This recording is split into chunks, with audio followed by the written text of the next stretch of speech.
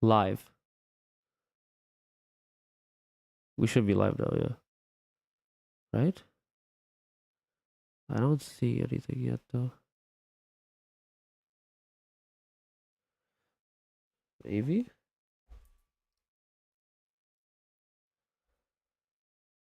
Uh...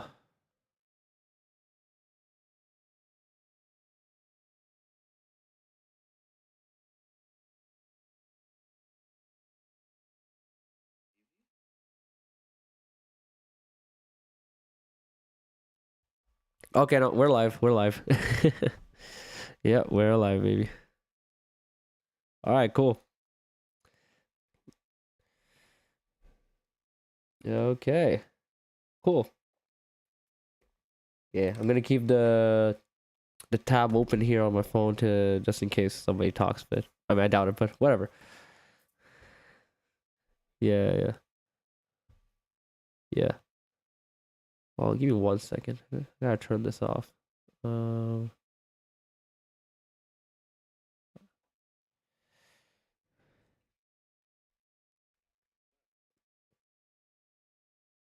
Oh, we don't hear you though. Hold on. No, hold on. I'm gonna turn on your audio. Maybe your audio is not being recorded. Okay, hold on. Talk. Okay.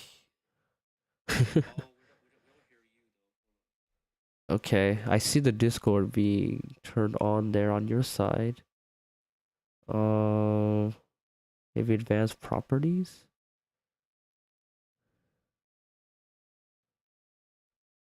If in mic. Okay, let's try this. We're seeing your OBS action. Yeah, It could I be know. that you have to add the OBS input as Discord. Oh, really? Okay, but I changed the audio track to 1, which is the same as the fifth and mic, so maybe it'll work then as well. Hold on. Okay, I see the Discord being turned on there on your side. I think you have to add the source in the audio input as Discord. I think that's what you have to do. Oh, okay, okay, okay. Yeah.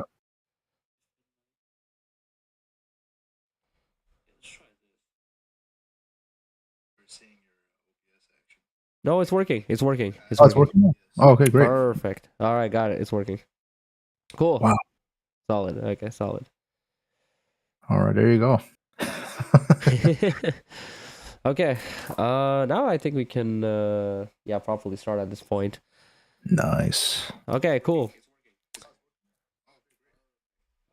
So, hello guys, it's me, Shisha here, and I have Sunny D with me, and we're both gonna do a live discussion about the recent news on Rebirth of Souls. We're gonna talk about in depth with the trailers that showed up recently. A lot of news just came up all on the fly, all at once within 1 week. It was crazy announcements, and also we're gonna go over the combat system and everything, all our opinions about it. We're gonna talk about the Bleach Legacy series that we both have been doing it, which is basically about all the fighting games of Bleach that have come out from the beginning to where we are right now, the major ones. I'm gonna discuss our experiences about that and our roadmap about it as well. And finally, we're gonna discuss about also the anime Thousand Year Blood War. Talk about Core 3 and well from the beginning of it and what's the expectations on the upcoming episodes and whatnot. So yeah, this is what this is all about. Yeah, so Sunny D, you can talk about you now. Yeah, so as a little introduction about myself, of course, my name is Sunny D, and I started this channel, I mean, a while ago, but in terms of like Bleach content, obviously started recently. Now, I'm a pretty big Bleach fan, I would say. I've liked Bleach since like a long time ago. I've read the manga, watched the anime, played some Bleach games, questionable Bleach games, but I did that as well. And so that's kind of my sort of history with the Bleach stuff. Obviously, I've known Shisha for a very, very long time, and we both share our sort of appreciation and love for Bleach. So basically, in the channel, what I kind of do is Bleach gaming stuff. I cover different Bleach stuff about like specifically Bleach Rebirth of Souls. But again, like you said, the Bleach Legacy series, I call it Road to Rebirth, which is like you said, we're playing different Bleach fighting games from like basically the first fighting games that ever came out for Bleach, all the way to the latest Bleach fighting game that came out. Which yeah, so we're playing all those games before the launch of Rebirth to kind of get a good grasp, kind of get a good idea of what Bleach gaming had to offer us before Rebirth comes out. So that's kind of the series we're going. And other than that, yeah, I mean, again, one of my sort of dreams actually for the channel, and I think Shisha also shares that kind of similarity, is we're trying to be part of the community, make it bigger than what it is, and hopefully make a sort of impact on it, and make Bleach as big as it can get. Right? I think it deserves it. I think Bleach really is something that a lot of people should really check out, really enjoy, and appreciate it. So that's kind of a little introduction about myself. Yeah. So and also thanks for the stream. I think this is great. Oh It's yeah, gonna be no fun. problem. Yeah. Yeah. This is gonna be some fun stuff right now. Yeah, it's gonna be great. Yeah. About Rebirth of Souls, I guess the first question I'll ask is, what are your overall thoughts about the game so far? Oh man, come on now. This is we both know, man. This game looking absolutely fire, right? So like Mhm. from the beginning till the end. I think it's kind of crazy how there hasn't been a single trailer right now that flopped. Every Oh yeah. single trailer, character trailers, announcement trailers, different little hidden videos showing the, I don't know, the story mode and stuff like that. I mean, everything that came out, every information that comes out for the game has been absolutely fire. So, yeah, I mean, I'm super excited, right? Super excited. I'm also, it's great because obviously we like Bleach, right? But I also come from a background that I like to play fighting games. So this is like the best of two worlds, right? Just boom together is like, hey, you like Bleach, you like fighting game. Why don't we just put it two together? You know, so yeah. Overall, I think it's gonna be an amazing game. I'm really looking forward to it. Mhm. But yeah, what do you think, Yeah. man? I agree with that. I mean, I'm in the same boat in this regard too. I remember the first time when this game was announced, I was very, very skeptical because Yeah, yeah, yeah, it's about a company we didn't know much about. I mean, the game it was like, visualized as a, typical 3D arena fighter at first, so they didn't really talk too much about the game when it got announced. When it got announced, all they said was they are heavily focusing on the graphics and visuals of the game and trying to make it as beautiful looking as much as possible, and the fact that the story mode will take place from the beginning of the series till the Iran car arc, or at the end of it. yeah. That's all we knew. So it's like, okay, cool. I mean, there's not much to go off of that, They did not uh tell that TYBW was working on as well. yes. Yeah, He did. They did say that, yes, but it was mostly, so that was the cool part about that was the fact that, like, okay, so that means story mode itself is gonna be something really cool, right? yeah, yeah. But I didn't know if there was gonna be anything beyond that, if that makes sense. If that was the only thing to look forward to. Like, what about the gameplay itself? What about the combat system? Anything of that sort? Yeah, you couldn't really tell anything from that. So all we had from that was just a potentially promising story mode. I mean, And to even be then, fair though, like yeah. to be fair, because I remember we saw the first videos and I was so hyped, right? I was like, yo, Yeah. finally got like a proper Bleach game coming from, we were playing freaking BBS and stuff. Like it was Yeah. absolute depression time. Oh man. Yeah. It's just horrible times. And we're like, oh, I'm like on my side, I was super excited for Rebirth. I was like, dude, this is gonna be finally we can play a game that's gonna replace our BBS. And but you were like, Man. yeah, I don't know, man. I'm a little scared. Like it's not, I don't think, and at the end of the day, you were kind of like protecting yourself from the potential disappointment, right? You're just like, just in case it's bad, I'm gonna put my bar low, but Yeah. Oh my god. I love to be safe. I like disappointment is one of my biggest like I hate being disappointed so badly. And it's like oh, yeah, no. Yeah, we're coming from Brave Souls. That was like the games that in terms of Bleach game, that's the one we were playing, right? Bleach yeah, Brave Souls, that's a very low bar. I know some uh, people love it and stuff like that, but hey, come on. like Aronero. We yeah. But we're just like the bar is low. This is not the type of gamers we are. We're not like some like gotcha gamers. We're not really that. We want some quality gameplay out of our games at the end of Yeah, the day. So coming from that, it's definitely a plus. Even if this game was like some generic 3D anime fighter, I'm sure that title itself is still better than Bleach Brave well, Souls. that's where I was coming from. So I was like, yo, whatever it is, I want to be excited. Because Yeah. there's no way it's worse than BBS. So I'm like, Yeah. all right, with that bar, I'm already gonna be happy about it. Yeah, no, But for sure. Absolutely. yeah, And one very special distinguish that I want to make with I think the both of us versus other channels that cover like Bleach Rebirth of Souls is that we are primarily a Bleach channel yeah, specifically.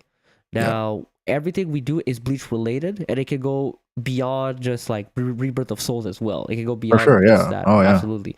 So, we're not what you call anime like gaming content, if that makes sense. Where Yeah, yeah, it's different. Bleach content, very different things. Yeah, for sure. You're not gonna see us cover other anime games like Sparking Zero or like you're Man, not you're not gonna see any of hell no. that stuff. Yeah. This is purely a Bleach love channel, Bleach love praise channel. Yeah. No, So 100%. Yeah, 100%. yeah. You're not gonna see us play whatever new anime games that are coming out, like other anime games. I'm not interested in that stuff, so it's all good. Yeah. Yeah, no, Uh, yeah, that's true. I mean, I yeah, think like we might play it, but in terms we of might like play it. actual content, right? I think Yeah, that's what we, I'm saying. but at the same time, there's so much Bleach content out there. Like it's crazy how you can't run out of ideas. Oh yeah, It's, Bleach is just so big. It's oh, so big. yeah. Yeah, absolutely. Um, but yeah, so that was our expectations about the game. Now, as time went on, the more they showed the game, the better it got, right? Oh yeah. And it got to a point where I was so shocked with the way that they're talking about the game mechanics, the systems, and yeah, just overall, it kind of just looked like as if there was a lot of care and attention put into the gameplay. I was kind of getting surprised by that. I was like, "Huh, interesting." It's not even. It's like an 8-way movement and like all these little things that they kept talking about in detail about the system mechanics of what they were trying to achieve here. It was very very specific.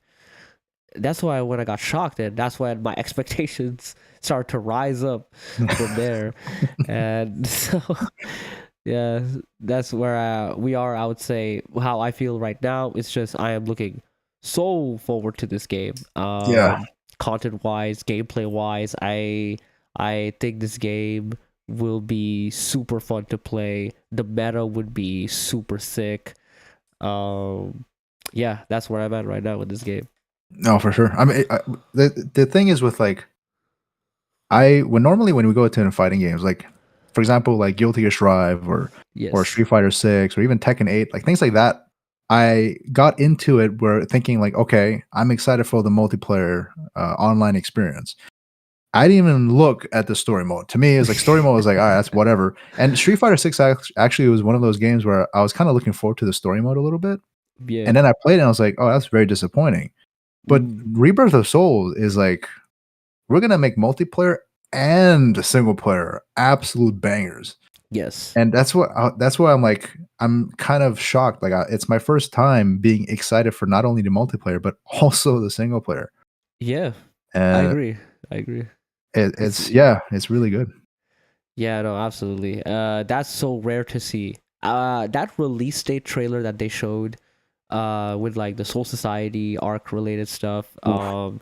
That with they showed Jidambo boss and all that. Yep. That trailer blew me away because I knew that the story mode was gonna be decent, but for anime game standard, if that makes sense. Yeah. But this with all everything that they showed, it's like this went beyond expectations, beyond whatever I thought it was gonna happen with this game. It's literally like beat by beat, the actual story. They're going in depth with like the backstories, the actual no, they're going even further than the source material. They're gonna put stuff that's not even in the actual manga, behind the scenes stuff, and go like, wow, it's crazy. It's absolutely amazing what they're doing with this game. They're going above and beyond. Yeah. Yeah. I mean, yeah, they're literally, it's confirmed that they're going to be adding secret story parts, things that, like you said, there is not even in the original content, and it's just, I love the fact that Kubo, the actual author for Bleach, is the one working hand in hand with the game. So it gives you that confidence, right? Where it's like, all right, whatever sort of content that's in the game, we know, we have the confidence that it's legit. It's not like fan made or just like random, filler kind of like bound arc garbage that I come in. Yeah. No, absolutely. So yeah, high hopes, and we know it's gonna be good. Yeah, we know it's gonna be really good. Yeah. So for the actual gameplay stuff that I've seen, okay, so what do you think about the Shinji trailer? Both of them, the special trailer and the Shinji trailer. I mean, okay, special trailer. Obviously, it was showing like the Shinji stories, right? The story mode. It was showing. Oh man, I loved like just the artistic, like the artistic like direction that they used for the video. Yeah. Well, when I saw the pendulum, and I was like, oh, yeah. Literally referencing pendulum back. Turn back to pendulum. Yeah. One of the amazing arcs in the story. Yeah. And I mean, that's great. So when I saw that originally, there's a part where you see Hiyori coming in with Shinji, like both fighting. Yeah. Fighting Ichigo. So I thought, oh, okay, that just means there might be like a 2-player mode kind of thing. Yeah. So I was kind of excited for that. I was like, oh, I've never seen that happen, and I wouldn't mind seeing something as unique as that. And then I saw your video talking about how it's like, oh, that's his moveset. That's gonna be his moveset. Yeah. And I was like, God damn, I never thought of that. And then the actual Shinji trailer came out, and they showed that, it's literally one of his moves. And I was like, oh, okay. I mean, it does make a lot more sense, obviously, but it's it's really good. One thing I'm always disappointed with the trailers is that's too short. They're not showing enough, right? They're just not showing enough. Anytime I'm thinking, all right, Shinji, obviously his reverse everything Shikai ability, I thought, wow, they're gonna show that in the trailer. And I was thinking, I was trying to make predictions like, okay, then your opponent's like, if the opponent's caught up in his Shikai, then the controls are like reversed, like forward is back and left is right kind of thing. Yeah. But they didn't show any of that, so I was like, all right, we're gonna wait till the freaking demo or gameplay or whatever. Yeah. That's unfortunate. I mean, that's the curse of these trailers, right? That's the curse of these small ass trailers that don't show much at all. I understand their strategy though, because it's kind of working in the sense where we're just left craving more and more, and I think that's all they want. I don't think they want to reveal the whole character's tool sets and all this stuff all out once. That's Kubo's idea. There's no way.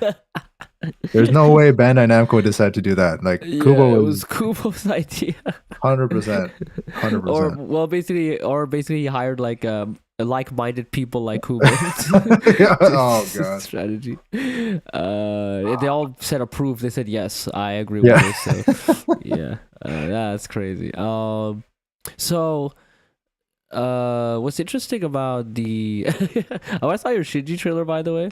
It's like, man, you definitely talked a lot in that. Yeah, In that I think 50% of that video is just you talking about the whole like roster situation about yeah, like Hiyori or whatnot. I was like, wow, and then you told me like, oh my god, I'm such a yapper. yeah, yeah. No, I didn't know about that. Right? I was like, Yeah, I was thinking, man, I don't. I thought of myself as someone that doesn't talk too much or likes to yeah, keep quiet. And then I look at myself and I'm editing the video, and I'm like, yeah. whoa, I'm freaking talking too much, man. Holy crap. Nah, it's all good, Yeah, man. It's all good. yeah. So there's been a little bit of a controversy with the Shinji trailer, because people were saying that the Shinji trailer didn't show obviously the whole illusion stuff, right? Yeah. The whole upside down reverse mechanic. Now here's the thing. I was thinking about it a lot about that sort of thing, and it's very complicated in a sense where, yeah, I don't think Shiji is gonna have the reverse controls or that sort of like crazy insane gimmick. I don't think he's gonna have anything like that, because and one is, I think that the devs thought about this a lot, and I'm sure the idea was put on the table, but Mhm. ultimately they didn't go forward with it because they probably realized just how not fun it would be to play against something like Yeah. that. I think that's the case, because you think about it, that's reverse controls, right? Yeah. Now let's say we okay, reverse controls. How does that look like? Okay, so the opponent is getting reverse controlled. Okay, that doesn't look like a fun style of gameplay. And also, it's like, if you're someone like Aizen in the story who's like, reverse controls, no problem, bro. Left is right, right up is down. Yeah, that doesn't phase me. I can do that, no problem. And I was like, yeah, you know what? That is true, man. Because I remember there's like a Mario Party. There's a mini game that your controls are reversed. I'm I not know, yeah. yeah, yeah, yeah, and I'm not affected by that at all. Like reverse controls for Yeah. me doesn't really cause any sort of like crazy. Obviously, it's just a mini game. It's much less in depth than like an actual fighting game, obviously. So maybe it would cause more chaos if it's in a fight. Mm. Basically, it's two extremes.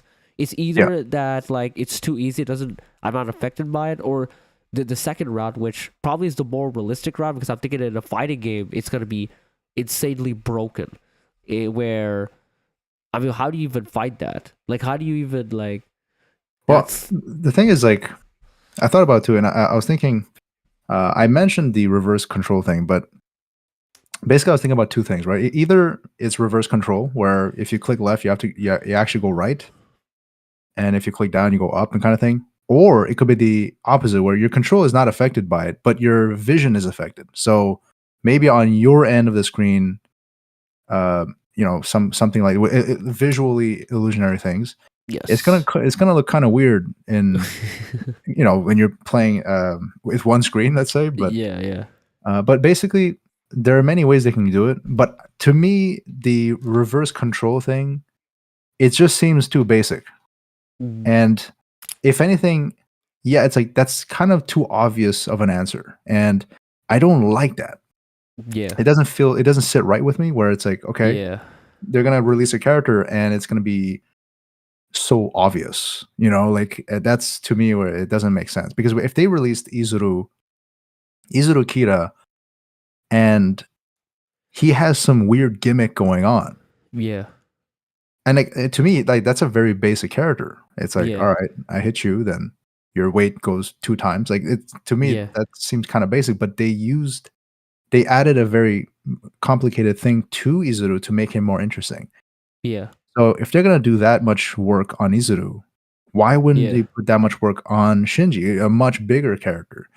yeah. So I'm Um, thinking like it just seems too basic to me. I think they would do something even more interesting.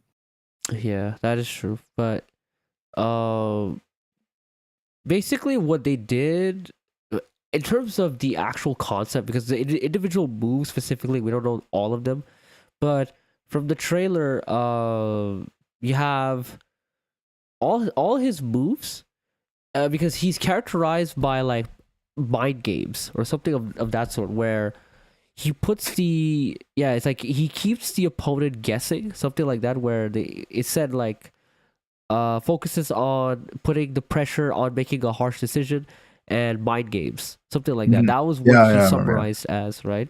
Yeah.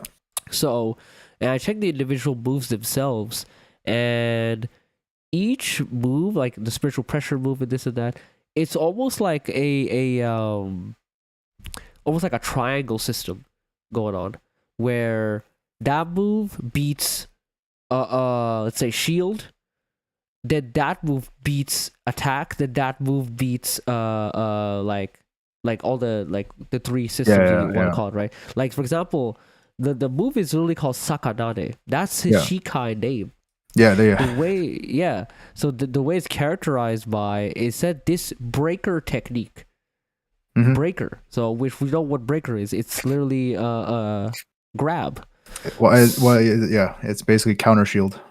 Yeah, counter shield, right? Yeah. So he has one move where it's an unblockable, one where it's a breaker, and then one is like the other one that like is meant for countering that other option.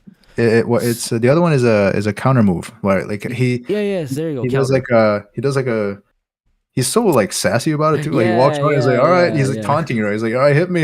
Yeah, hit and me, then if you hit him, now you're screwed. So exactly. So that's his signature move that he has. And he can throw it out at any time. It's crazy. But yeah.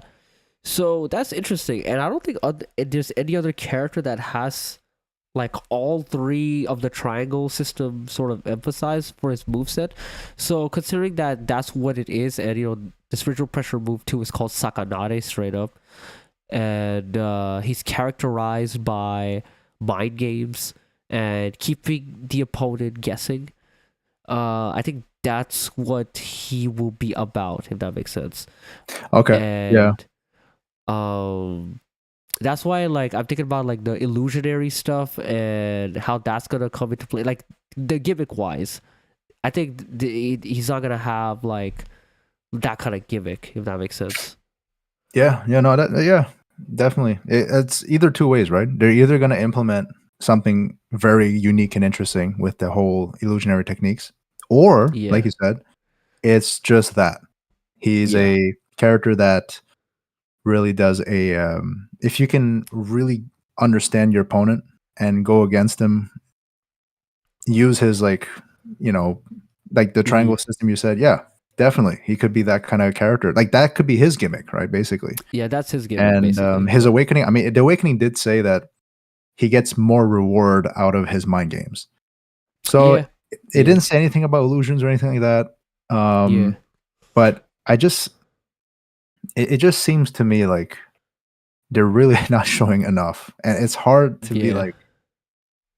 One of my sort of predictions is that I feel like a lot of these characters, not only like Aizen and Shinji, but a lot of these characters will have their own secret sort of moves.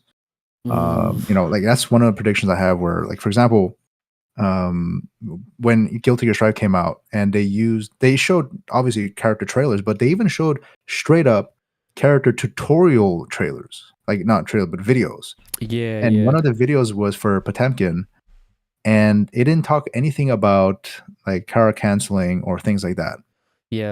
And when the game came out, people started trying the character out, and then they found out about Kara canceling, and literally the whole character changed.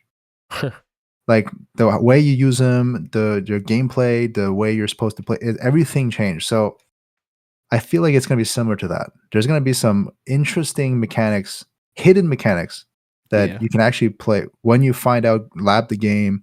And, obviously there's going to be a lot of community people specifically about a certain character.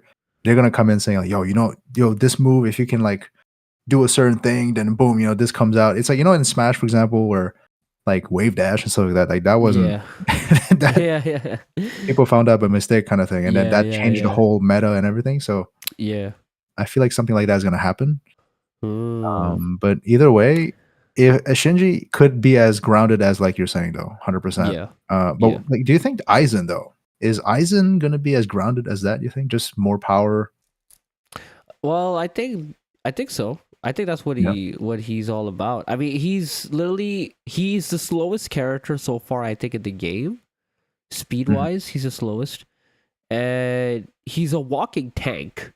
Yeah. That's what he's characterized by, and yeah, I think that's what he is. They're really trying to focus on the Hogyoku aspect of Yeah. Aizen, and not the necessarily the hypnosis Yeah. aspect of him. That's why I think that's what he's emphasized by in terms of his character.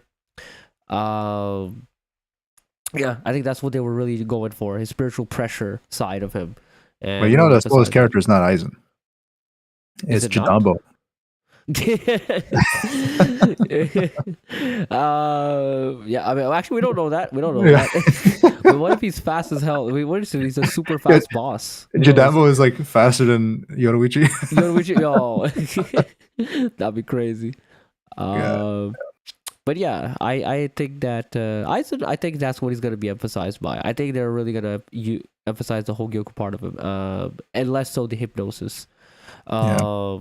Yeah, a walking tank basically.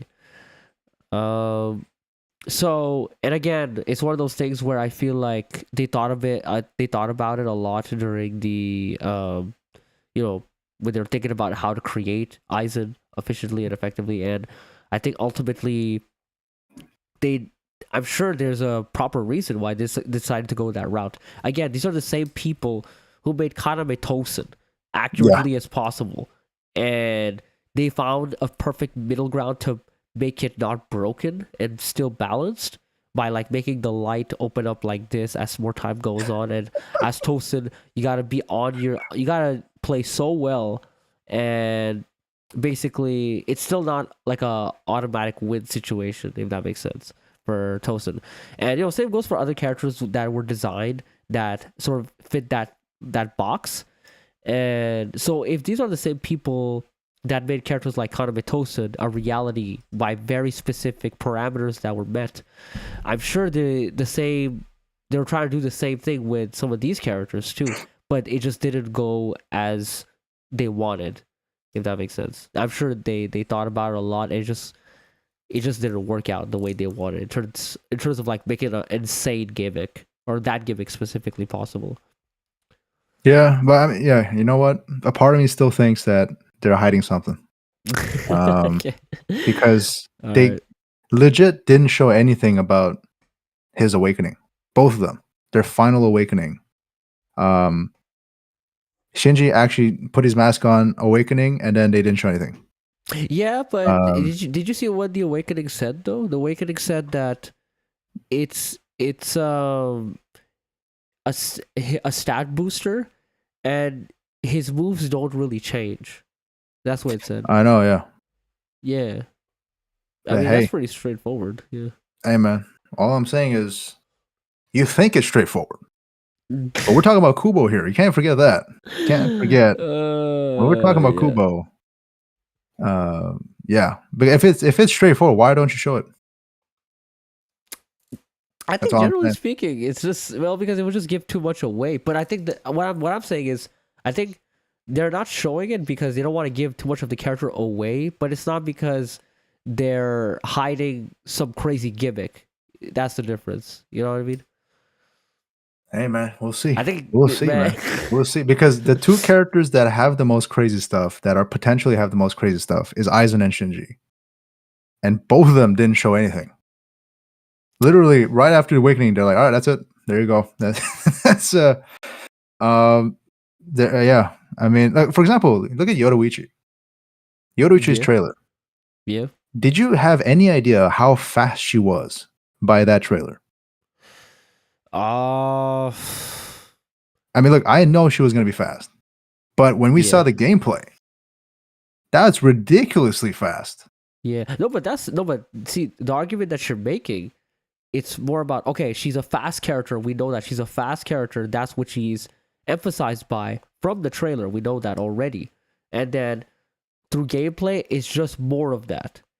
That's the difference. Yeah. With the trailers that we've seen, they're taking us to one direction, and I don't think they would go to a different direction. You know what I'm saying? It would just be more of what we're seeing, but just expanded. You know?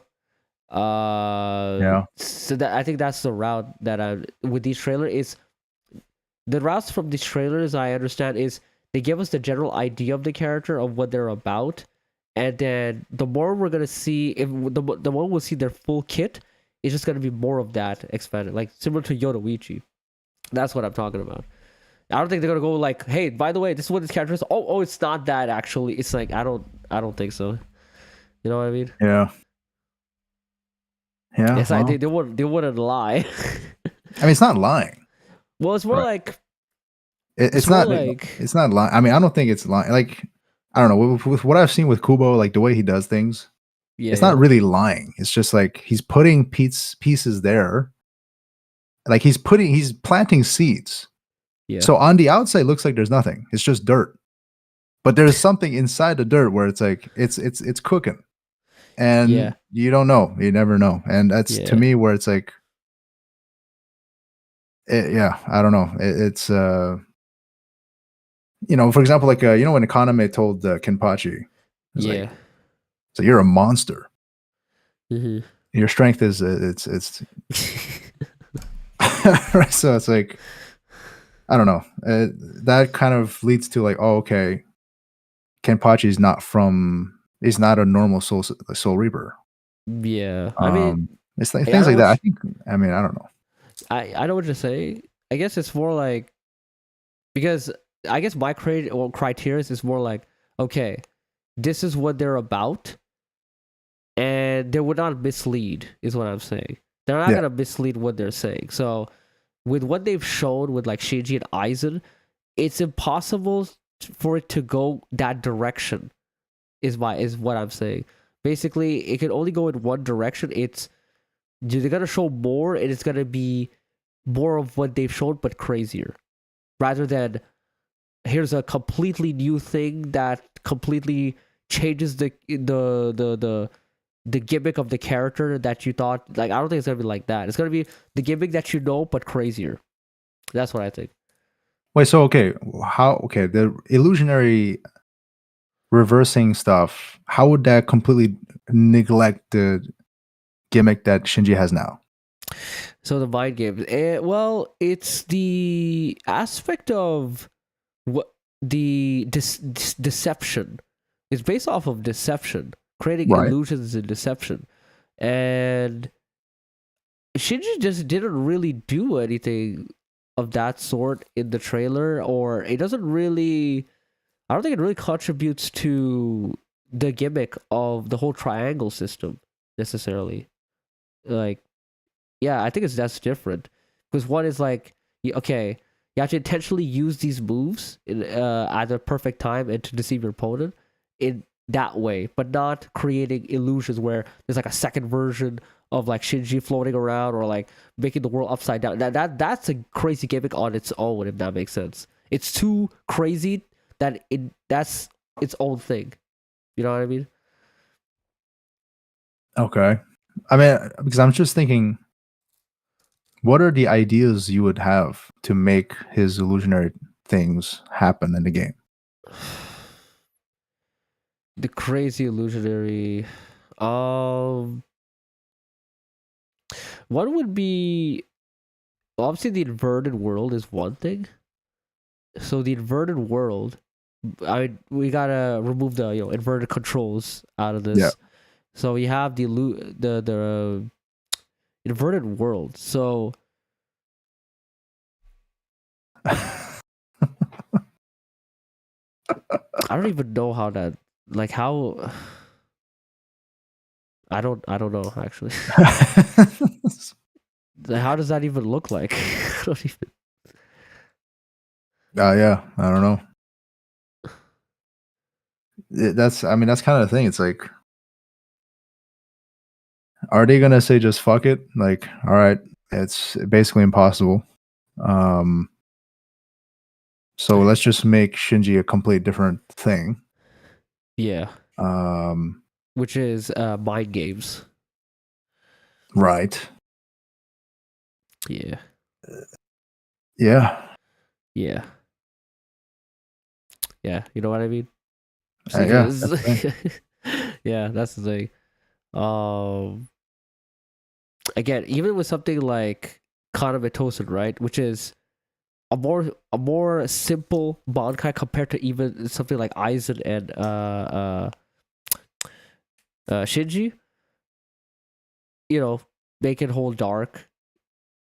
You know, controls are not different or anything like that. It's just darkness, right? So you got a spotlight, and then even then they have to put specific parameters to make sure that shit actually works properly, and make sure that it's not broken. You know what I'm saying? So when you have I'm sure that alone was difficult enough for them to think properly and to make it like balanced and not too broken with a ability like Tosin. And now if you're going a step beyond that, which is like Shinji and Aizen, it's like See, that's what I yeah, mean. But like, I feel like we're just assuming, like, just because we can't find an idea to make it work, that they're just not going to do anything about it. yeah, That's where no, but I cannot confidently say that. Yeah, they're not going to do anything because of that. uh, Because Kaname's Guankai is not applicable to the game either. Think about it. Like, what is Aizen? What is Kaname's Bankai? yeah, it's the complete darkness. Yeah, but you can see your character. Yeah. That makes no sense, Well, right? obviously, But I mean, that's what I'm saying. But that's what I'm saying, right? It's like, look, if you want to go as accurate as possible, literally in the story, you cannot even see yourself. Like, it's complete dark. You're blind, basically. You're completely Yeah, blind. So you cannot yeah, even see your own character. Technically speaking, that's what you're supposed to happen. yeah, And also, there is no spotlight, which, because think about it too. In the game, you're always going to face towards your opponent. yeah, In Kaname's Bankai, you're not supposed to know where he is. yeah. But in the game, you're continuously following him, right? Mm-hmm. So that already breaks the whole Kaname's Bankai thing Yeah, because you know where he is the entire time. yeah, Unless they changed it. So during his Bankai, like, you're just facing one place. yeah, I don't know. Because I know that in the game, if you hold block, even if your character is facing this way and you get attacked behind, you can block behind. yeah. I know that's a thing. Yes. So maybe that, I don't know how they implemented it, but Mm-hmm. basically my point stands is that they use Kaname's Bankai as something that honestly on paper doesn't make any sense. It's not supposed to work. If you want to Yeah, make it as accurately as possible, it's not going yeah, to work. And mm-hmm. yet they found, like you said, the middle ground. Yeah, They're going to break some rules, yes, but let's make it possible. And yeah, with that, to me, it's like they tried their best to make Kaname work, and it looks like, at least from the trailer, it looks like it's going to work. yeah, The way he moves too, he goes in and out like his attacks, yeah, so it works with his Bankai. So I'm like, yo, if they're gonna really put that much effort on Kaname, I'm like, bro, like, why are we? To me, it's like, why are we gonna assume that they're not gonna make the same effort to make something work with it, and not just completely throw it out the window? That to me is what I'm like. Something, it stops me from saying, yeah, you're right. You know what I mean? That's what I mean by I see what you're saying. I see what you're saying. Yeah. it's. I can't. There's no way I can. To me, it's disrespectful to say that. To like, oh no, there's no way they're gonna do it. Like, it's not about the trailer. Like what you're saying, like the trailer shows one way, so that's what's gonna happen. I understand where you're coming from, but to me, it's more like, look, this is still a trailer. At the end of the day, it's not gonna show in depth what the character can do, and not only that, I have at least I have hope and confidence that this is a team that will try to make it happen, not just completely throw it out the window. Yeah. Um, and which gives me hope as well on why Orihime is not in the game yet. Right? So it's like, again, I feel like they really take it seriously. The fact that they even put Hiyori in Shinji's moveset shows respect to Hiyori as a character Yeah. and also to the game. Because Yeah. if they just put Hiyori as a basic character, which she would be a basic character, let's be honest here. Yeah. Yeah. If she was in a game as her standalone character, there's not much she can work with in terms of her moveset. So what would they really do to make her unique other than creating something completely new that she never had anyways?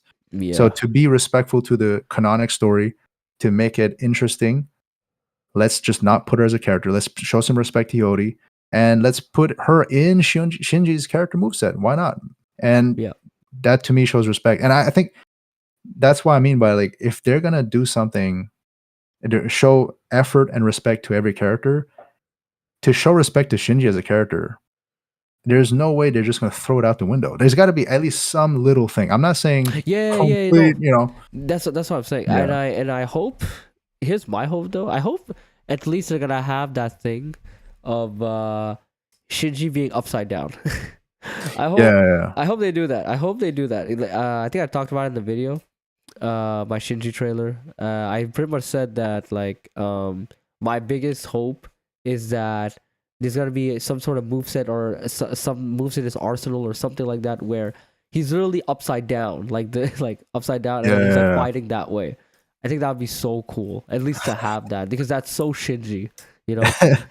Maybe like at least in the super, right? One of his supers. Yeah, like a Geekon move. Yeah, that'd be sick. Yeah, that's that. But yeah, what you say, it is true though. It is true. It makes a good point for sure.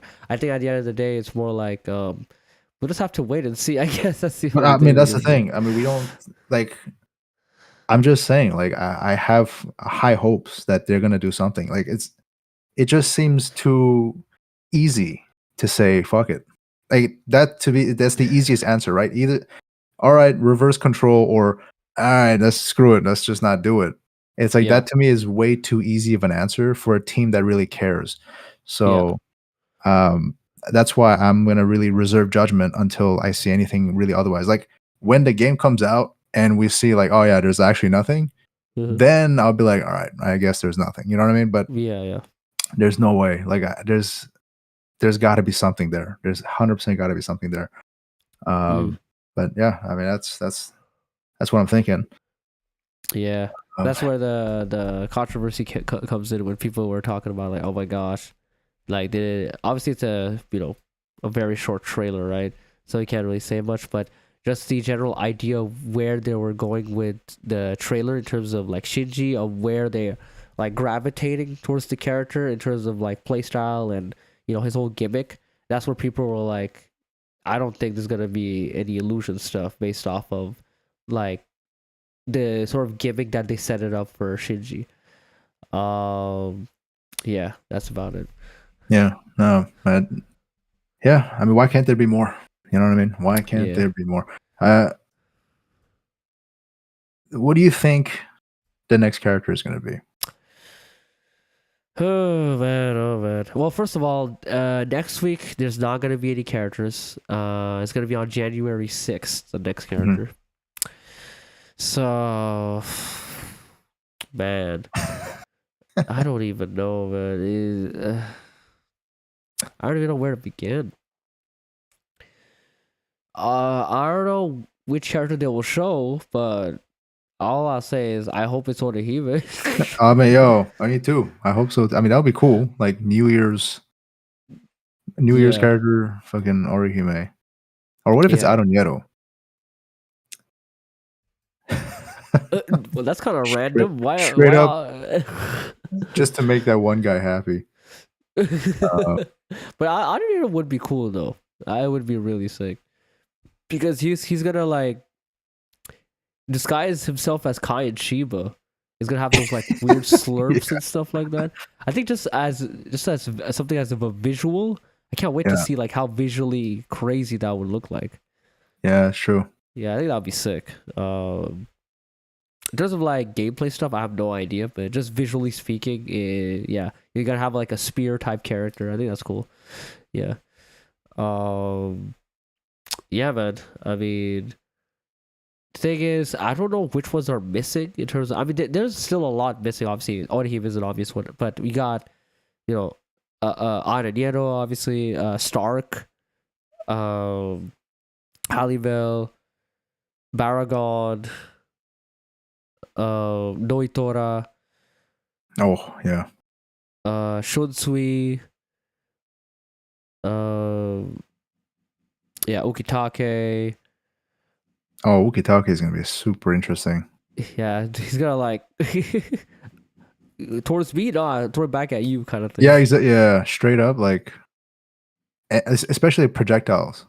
Yeah, yeah, Man. yeah. But yeah, that's like 6, 7, 8, 9, like 9-ish characters. And I'm sure there's like 3 more that I didn't mention. So yeah, I guess that'll be the base roster. And the question is also like, what do you think is gonna be the what the DLC stuff? Like what? No, Like what it's is? tough. See, it's like okay, if it's like okay, all the characters from the story of the beginning of Bleach to the end of the Car arc, in terms of like if everyone from that story is gonna be in some way already in the game, either it's playable, but I'm mentioning also like assists or like part of the kit like Hiyori and stuff. They're not gonna be obviously DLC or anything like that, right? But Yeah. if you have all of these characters already in the game, which that's my assumption. I think everybody from start to the end of the Car are gonna be in the game in some way. They're not gonna be DLC. That's what I think. I think because again they're doing the story mode from beginning to end, so I don't see why it would make sense for them to be DLC in any way. I don't know how they would make it DLC. Like what if you got I don't know Stark versus I don't know Shunsui. I doubt that like Stark is just gonna be some CPU you're gonna fight, but he's not playable. I don't think that makes any sense. You know, I mean, it could happen. it could, but why would he be? Because remember, CPU are based off of characters that are already in the game in terms of playability. You know, Jidambo is an exception. Like boss characters, you see, you got two type of like enemies or like type of characters in the game. You got the characters, as we know, like the standard characters that have the full kit already and everything. Mhm. All right, and then you got the boss characters, which are very likely not playable, right? So when you have what Stark, what is it's either that or that, or else it doesn't make any sense. It's not gonna be like some generic CPU Stark that you're fighting. That doesn't make any sense. He's gonna have like one or two moves. That is like what is he not gonna have Ho Ho? Is he not gonna have all the standard kits that every other character has? That makes no sense to me. Yeah. I guess the only thing that could make sense is like release date. The whole story is not available, right? No, that's not true. Is it on release? Like everything is available from beginning to finish? You talking about the like the story mode? Yeah. Like beginning of chapter to the end of the Car arc? Are you talking like what you can chapter select to the like what do you mean exactly? Well, I feel like they would divide it, right? Or they just put everything from beginning to end, like straight up. Oh, you're thinking that if you buy the game day one, the whole thing is not gonna be there? Like the story mode is gonna stop at like till no. Oh no, dude. It's gonna be everything is available. You buy the game, you're gonna have the beginning of the game to the end of your Car arc. That's what's gonna happen, 100%. You're buying a full product. You're buying a full product, and you got these DLCs. No mention of story expansion or anything like that. No. This is a full product that they're selling to you, to the consumer. They're gonna have the full story from beginning to end, and that's also one of the biggest selling point of this game. People will be pissed if this didn't happen. Because if that's true, then I mean, there's many ways they could do it. I don't see anything wrong with having a generic Stark as a CPU. But the thing is, to me, it's like if there's characters that are gonna be DLC, then they're not gonna be a character you're gonna fight. It's gonna be an animation. Well, that's because here's the thing. Here's my problem. The thing with this is because of, like I said, you gotta remember that they're emphasizing on story mode a lot to make it as amazing and perfect as possible. And the idea of them being DLC and this and that, and like it counters that argument. Like it's going against that. If that makes sense, it's going against the the aspect of what the story mode is supposed to be, and cut out fights. Because if you, for example, No, they're gonna fight. They're gonna like animation. They're gonna fight, but not like playable. yeah, that's what I'm That's what I saying. mean. But that's what I'm saying. That's a big problem. That is a problem because again, people are expecting. Oh my gosh, I can't wait when I'm gonna have that fight with Shutsui versus Stark. I can't wait for that fight to be played. Well, I mean, like, bro, because it's like then the only thing, only thing you're saying basically is now that in the next 3 months they're gonna release 50 more trailers. Like, no, not at all. Not at all. you know what I mean? No. What they're gonna do is this is well, not 50 more trailers. We got how many weeks? How many more? Got? Like, okay, how many? Like, okay, like we got 10 weeks or something. We're already skipping next week. So next Monday there's no trailer. So on January 6th, we're starting there. Yeah. We have 11 more weeks before from January 6th. We have like 11 more weeks till the release date. Yeah. In those 11, that's 11 characters. Let's say every week new character came out. That's 11 characters. So yeah, that's right more than that's more than enough actually. That is more because I just counted everything? From I counted from my hands and I reached 7 like 8 characters. Those are like the important ones that I mentioned that are missing. I mean, okay. Well, let's count again. Okay, we got like I said, Stark. Okay, Aronkars. Okay, Aronkar, Stark, Baragon, Halliwell, Noitora, Areniero. Who else we got? Yami. Did you say Haribel? Yeah, I said Haribel. Haribel, okay. Yami, yeah, I mean Yami. Yami, okay. Yeah. Here's the thing about Yami. I could see him not actually being playable. I could see that. Oh. See that now there's that like that weird middle ground, right? Is that weird middle ground? Like these characters that I mentioned, like these are fan favorite characters that people want them playable. And here's the thing: Yami never really got a significant big fight enough for that kind of thing. So I could see him being like a quote unquote boss character, like bare minimum. I could see he's gonna be a boss character. Exactly, that's what I mean. He's gonna be like the Jidambo. Yeah, exactly. Yeah.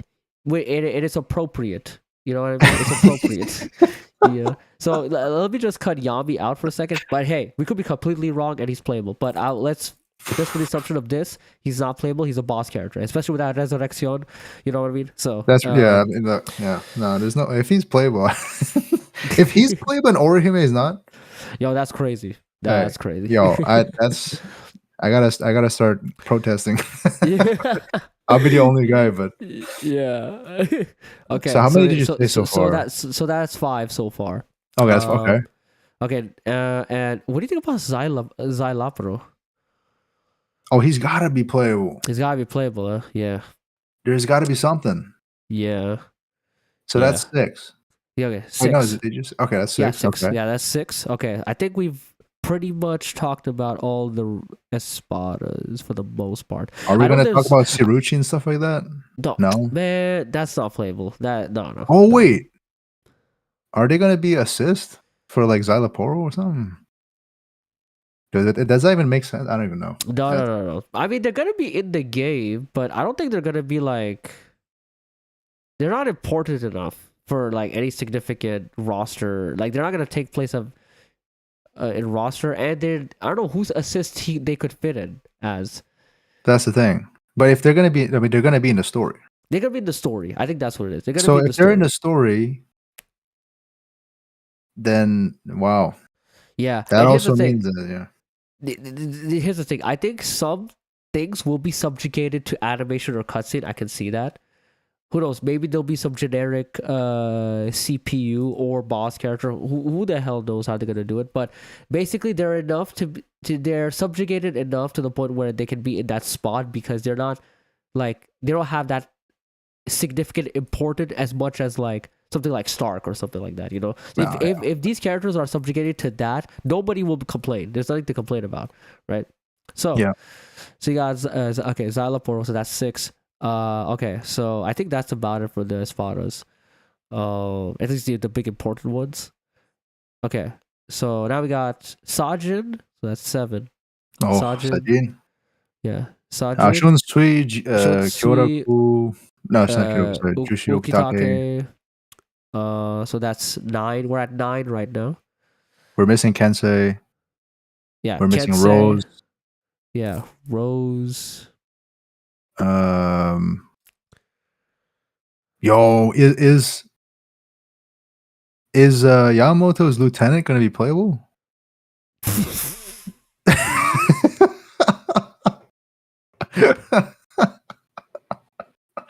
We got like no information on the guy. Hey, that would be crazy. I found it funny because we're talking about this part of the story. This man is basically nothing. So, I mean, like he's something no one talks about him. He's like the Robert of the Quincy's, man. No, exactly. No, but at this part of the story, he's like the Robert of the Quincy's, right? He only became relevant in 1000 Year Blood War. That's when he got his like moment or showcase, or when he even fights properly, right? He didn't even fight properly. He freaking died. Yeah, and can you believe that? And you think he's gonna take a spot in the roster? Come on now. Oh my god! Hey man, I'm sure there's that one guy who loves who loves him, man. Yeah, I mean, if you follow that logic, I mean, everybody loves one character. I guess. Yeah, we're gonna have fucking Karine and Ichigo's with the soccer coming. ball. With Hey, the soccer ball. Cone playable character? Cone? Nah, that's not gonna happen. Oh my god. Yeah, so that's about like 11-ish that we just mentioned. But here's the thing. We got more. Here's the thing. Who else is left? Momo. Yeah, Momo. Orihime. No, did we mention Orihime already? No, we didn't. We were started at Ronkars and then we went to Soul Reapers. Oh, yeah, you're right. Now here's the thing. Right? We got Shuhei. Yes. Ikaku. Bro, yeah, like we can keep going. Yeah, this is what I think was gonna happen. So there's gonna be obviously right now we're getting like weekly trailers of like characters coming in. There's gonna be a point. This is my prediction. There's gonna be a point. There's gonna be a trailer that's gonna come out, or I don't know, multiple segments of trailer. At least there's gonna be one trailer that's gonna come out, and it's going to do multiple reveals. I was about to say actually, yeah, probably like like for example, next week, 1000 Year Blood War is gonna have a double feature episode. Maybe they're gonna have something similar where it's like double, triple feature week. Yeah. Of a certain character. Yeah, that's what I think. And I think that they're going to do that. And by the time we arrive to March, all those important characters will be revealed, is what I think. Then who is going to be DLC, you think? That's the thing. I don't know, man. I don't know what. Because if we have all these characters, then what else is left? We got, yeah, I guess the Visors. No, not even the Visors at this point. Because, no, we got the Fullbringer. Okay, Fullbringers, right? That's gonna be probably DLC, I guess. I guess so. But at the same time, it's like it's sad. As sad as it is to say for me to say this right now. Yeah. But Fullbringers does not bring hype to the majority of people. I'm sorry. Look, it hurts me to say this. That's my favorite arc is the Fullbringer arc. Oh man. But it's not DLC worthy. I think Dangai is going to be DLC, right? At least we got that. That's super hype. There's no way Dangai is going to come in base roster. We already have 2 Ichigos anyways. So Dangai is going to be. Wait, so how are they going to do the fight with Ichigo versus Aizen in story mode if he's not going to be in base? I mean, that's what I mean. I don't know. I don't like. To me, I think the logic. I think the logic of like having the character. Yeah, I mean, okay, he's got to be the. Oh my! He's got to be the base. He's got to be the game, or else it's impossible. You can't do the story mode if you. What is it going to be an animation? Like they're not going to do that. People are expecting for that fight to be very much playable. It's going to be playable. I mean, we already have Aizen ready. Yeah, exactly. If you got Aizen with the full Hogyoku and stuff like that, dude, Dangai Ichigo is definitely in base roster. Damn, man. Yeah. Okay, so then that's not DLC then. Yeah, it's not DLC. No. Then what? Well, like, what is DLC gonna be? 1000 Year Blood War? Like, man, it's hard. It's hard. That's what I mean. Like, there's a disconnect somewhere here. You know. Do you see what I'm saying here? Like, No, something doesn't make sense. there's a part of me that thinks that DLC will be like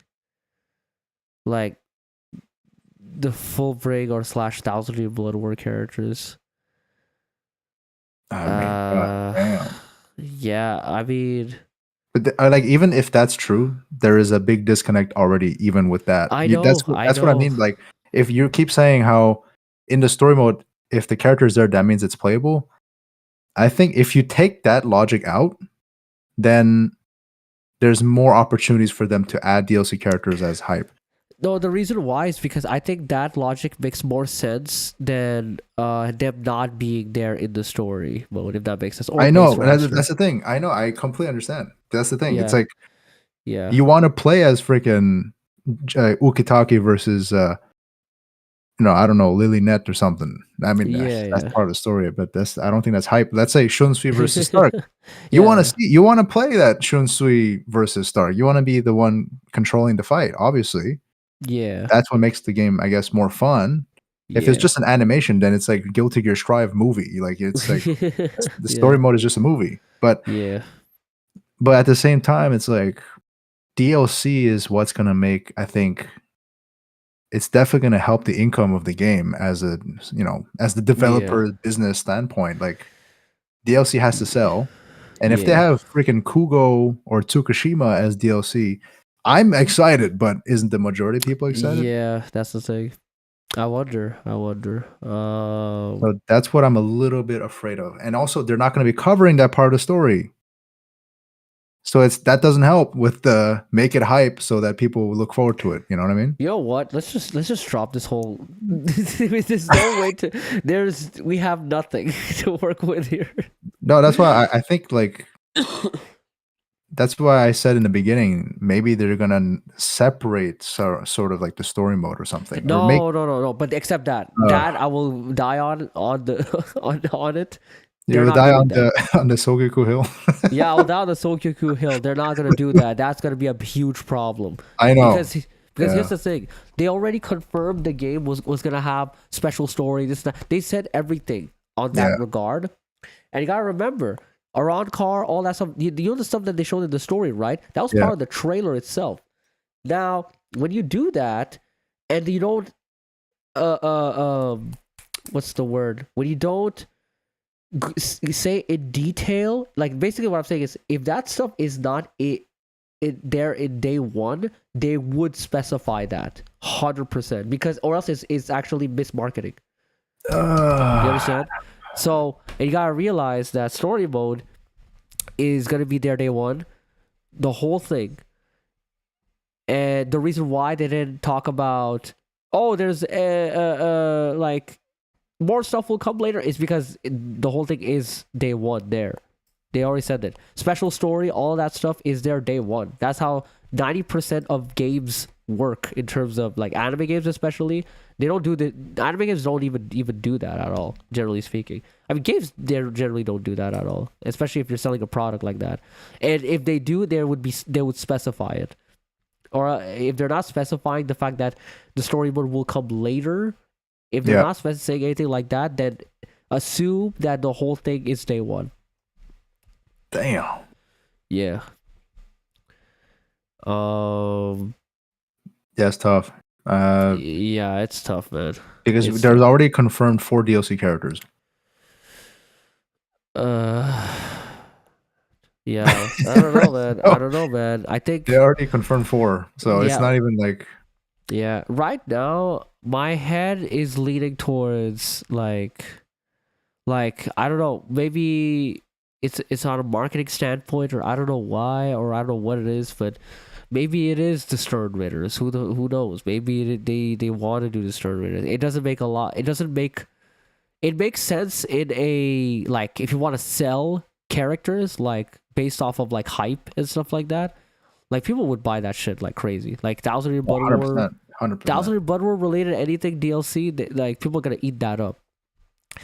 So, but in terms of logic of like generally speaking, how they want to do things in terms of like how the story correlates and XYZ blah blah blah. It is very weird in that sense, but I could see them do that. I can still see them do that. Yeah. So I mean, in terms of story, are they gonna do expansion story modes?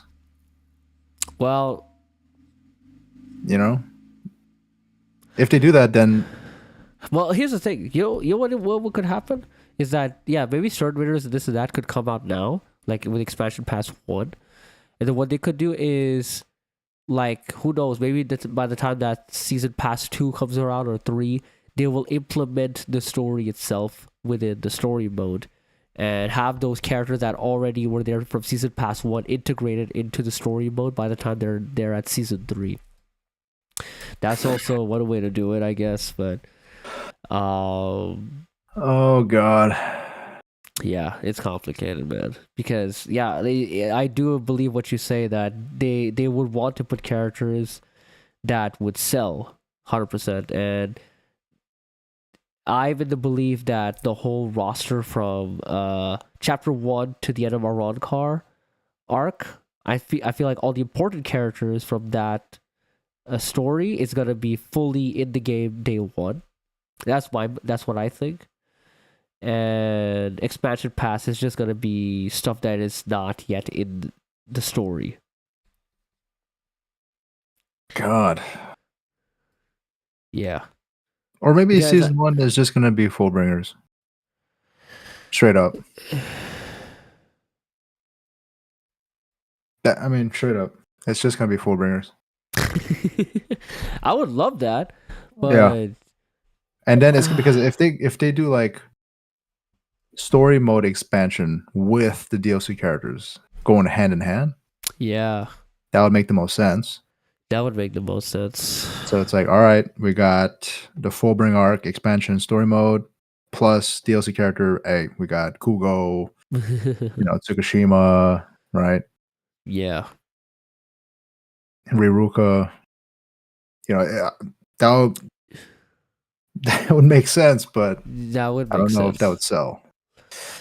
That sucks. People I'm sure Riruka would sell. People need to freaking check out goddamn Fullbring arc, man. That's what they yeah. Or appreciate it for what it is, goddamn it. Just because it's a goddamn Bankais and stuff like that and power-ups doesn't mean it's bad, you freaking simpletons. God, got a roasting string going on here. Yeah, I know. Yeah, we'll see. We'll just have to see. Oh man. Yeah, that the roster and expansion pass is a very complicated topic for sure. It's so hard to tell. Hey, that's classic Kubo. Yeah. I mean, this is coming from the same like company that didn't even show like Orihime yet, so it's like we don't even know what's going on, you know. Dude, I've never been so confused in like like before a release date of a game. I've never been so like lost. Yeah, this should be so like. I thought it was gonna be like simple. It was okay, character's this, character that. Like we know every character. This isn't like Smash. It turns out it became like Smash when you expect like a character to come out, like it doesn't reveal like who. Like before, I was like when this game was announced for like the first area, I was like, okay, I expect this character, like I was like, all these characters are gonna be there, just a matter of when, right? And I was like, we're getting closer and closer and closer now, and now I'm just like, what the hell is going on? Yeah, no, it's not coming. It's not. Yeah, it's like if they announced Smash, and then like it's 3 months before its release, and they didn't show Captain Falcon yet. Yeah, there you go. It's like what is happening? I don't know. I don't know. So weird. But I like it. Well, it's like I love and hate. It's like a love-hate relationship. Hey, that's Kubo right there, man.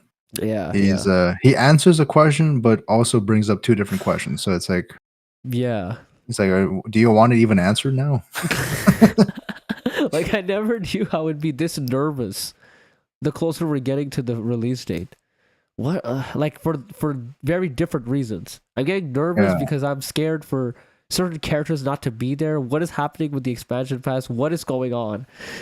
Like, what's wrong? Where's Orihime? No, I mean that's my biggest concern is Orihime. Yeah, yeah. Every No, game so no. far that I've played for the road to Rebirth is Orihime. Like she's Yeah, been yeah, base roster, not even complicated, no level 100 every character to unlock. No, it's none of that. Just straight up she's there.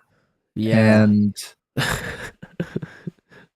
I mean, I've seen some very unique moves, like for example in Blade of Fate, Yeah, yeah, absolutely yeah. fantastic game. And I just kept wondering, like, okay, there's a lot of things to work with already with like Orihime, and yet there's nothing. There's no mention of Orihime. Like what? And Oh I even man. thinking like, okay, what if she comes in as an assist character? No. But I'm just saying, what if, right? Well, like obviously that's not Yeah. going to happen. Yeah, yeah. To me, it's either she's in the game or she's not. There's no assist. But if there is Yeah, going to be an assist, would I main that character just because she's? yeah. I'm thinking about that, right? I'm like, I'm even thinking about that. Oh no. So I'm just like, all right, I don't know. Your mind actually went there. Yeah, I was like, all right, Oh what my would I god. do? But yeah, no, that's basically what it is. Yeah, anyways. So I wanted to talk about the combat system a bit more Okay. because there's some stuff that we've seen about the game in terms of like man. But by the way, in the footage, I think I don't know which one it was, but bro, Byakuya, for example, he does the Byakurai. Yeah. Yeah. Bro, he can dash cancel out of it. Wow. He could do this and then like immediately like he could juke. He could do some Oh yeah, crazy no, I remember, jukes. yeah, I remember what you're talking about. Yeah, I remember. Yeah. No, Yeah, yeah, yeah, but it's not just activate then I stop activating. It's not just that. It's yeah, I activate and I dash out of the animation yeah. type stuff. Yeah, I know. It's I not saw that. Yeah, I know. I saw that. I remember. I was like, wow, the that's crazy. you know what? Now I'm like, yeah, that means imagine that's just Byakuya we saw. Then that's probably a lot of characters that can do that shit. Then I'm telling you, man. There's a lot of things that we don't know. Is what I'm. yeah, yeah, I There's know. I mean, trailers are 1 minute long, but in reality, in terms of actual gameplay, it's like 25 seconds because Yeah, 30-second intro, and then like a freaking 15-second outro. yeah, Bro, we got barely any content. So I know there's a lot of things that we don't know what's happening. And bro, I mean, I'm watching the gameplay like, yo, Geen, oh, man, I mean, everyone look fucking insanely cool in the yeah. gameplay. But Geen in particular, he's like his movement is absolutely schmoving, bro. When I saw the gameplay, I was like, wow. Yeah, yeah. Because and the trailer, I don't know why, but I felt like he was kind of slow. I don't Yeah, know no, why. but no, dude, do not. Here's one thing about the trailers I will say. I mean, as much as I say, like, okay, the gimmick of what they explained, like the general idea, I think it's accurate in terms of what the character can do in terms of like the general idea, surface level on how to explain it. But I will say 100% that they don't show the full potential of whatever the hell the character Yeah. can do and whatnot. It doesn't show. They make it the most surface level thing ever.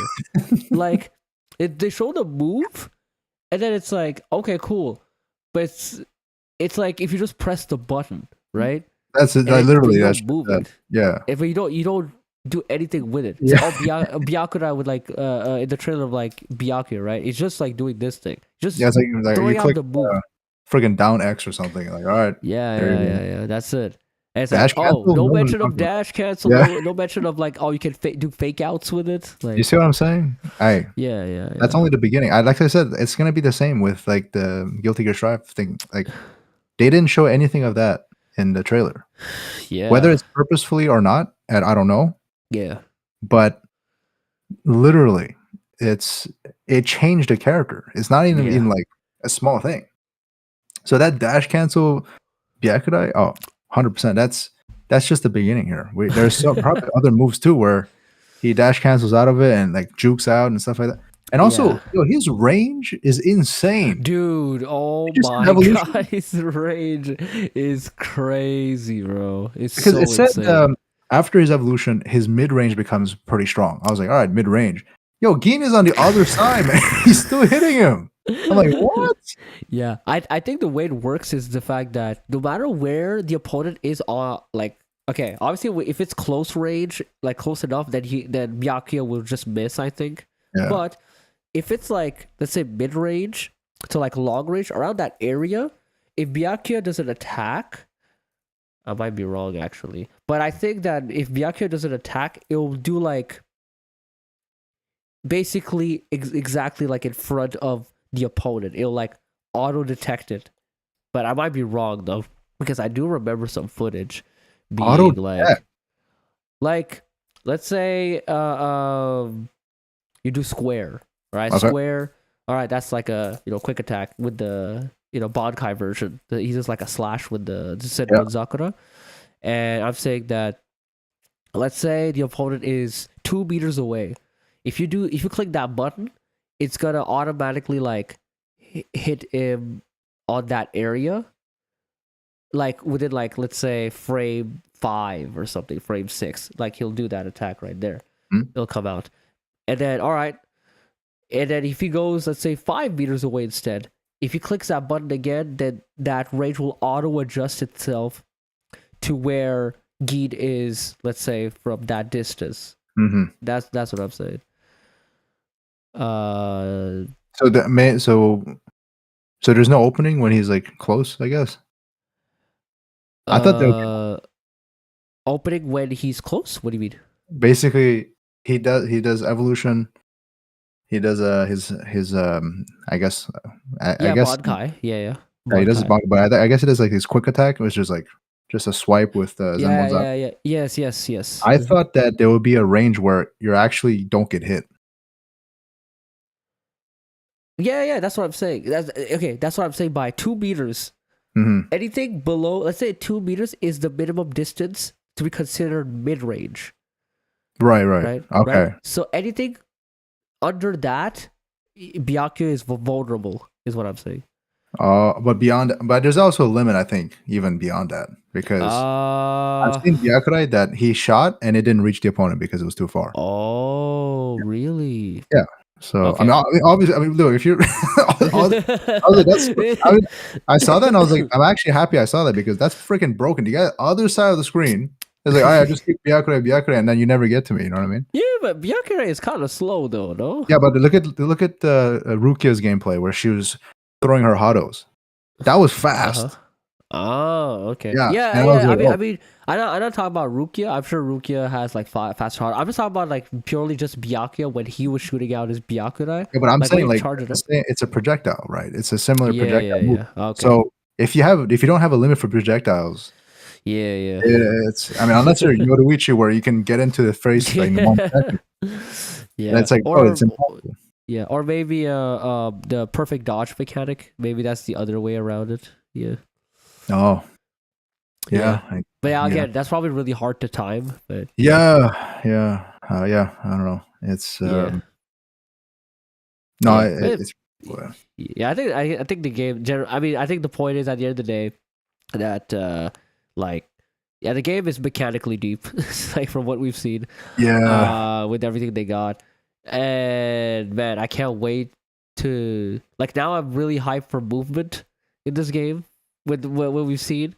Are you kidding me? Dash cancels. Oh my! I'm gonna spam that shit. Gonna be spamming the shit out of that. I love also the fact that you can. There's obviously side dashing. There's like 8-way movement. I see that. Yeah. And I love the fact that there's actual recovery time because you can actually get hit if you dash and the opponent knows you're gonna dash. Yeah. I saw that happening with. I don't remember who it was, but I think Ichigo did a side dash. Yeah. And then he got punished because the opponent was waiting for it. Ah, interesting. And he got hit. So that to me, all of these things really shows one thing, which is this is going to be very competitive. Yes, absolutely, I agree. This is gonna be a very competitive game. With they're definitely trying to make this game something special, like mechanically speaking. They're trying to make a. I think at the end of the day, they're trying to make a very solid foundation for a competitive fighting game. I think Yeah, that's what they're trying to do, and it's gonna be honestly, it's gonna be one of the most unique fighting games that I've ever seen. To be honest, I never seen a game with that camera angle in the back like this, and yeah, having these super interesting mechanic, eight-way movement, all this stuff. Like, I hope, man, I hope this game gets the attention it deserves, especially in the FGC community, right, bro. Imagine you go to a tournament, right? We bro? have Guilty Gear Strive, Street Fighter 6, and then Bleach Rebirth of Souls on there. Oh Yo, my oh god. my gosh, man. Oh, that would be so sick. I hope, man. I hope. And and us as a community though, like even if I mean it's all on us that at the end of the day. All Yeah, this stuff, it's all gonna depend on us. We yeah, have to make this game like pretty much give the credit where it deserves and push the competitive side of this game as much as possible. I'm gonna do 100%. everything in my effort to show the fact that this game is worth the hype and the eyes of the FGC. It needs the eyes of basically 100%. Oh seeing yeah. that. So yeah, we're gonna do everything within our power to make that happen. Make a scene out Yeah. of this. Oh, I mean, 100%. I'll be. I want to host. I want to play the tournaments. I Oh want to yes, everything. I want to do everything and to really be part of it, and then help it grow. Because I mean, already I think it's going to be a pretty big game yeah, already from the beginning, and but to make it even bigger is what is basically our goal.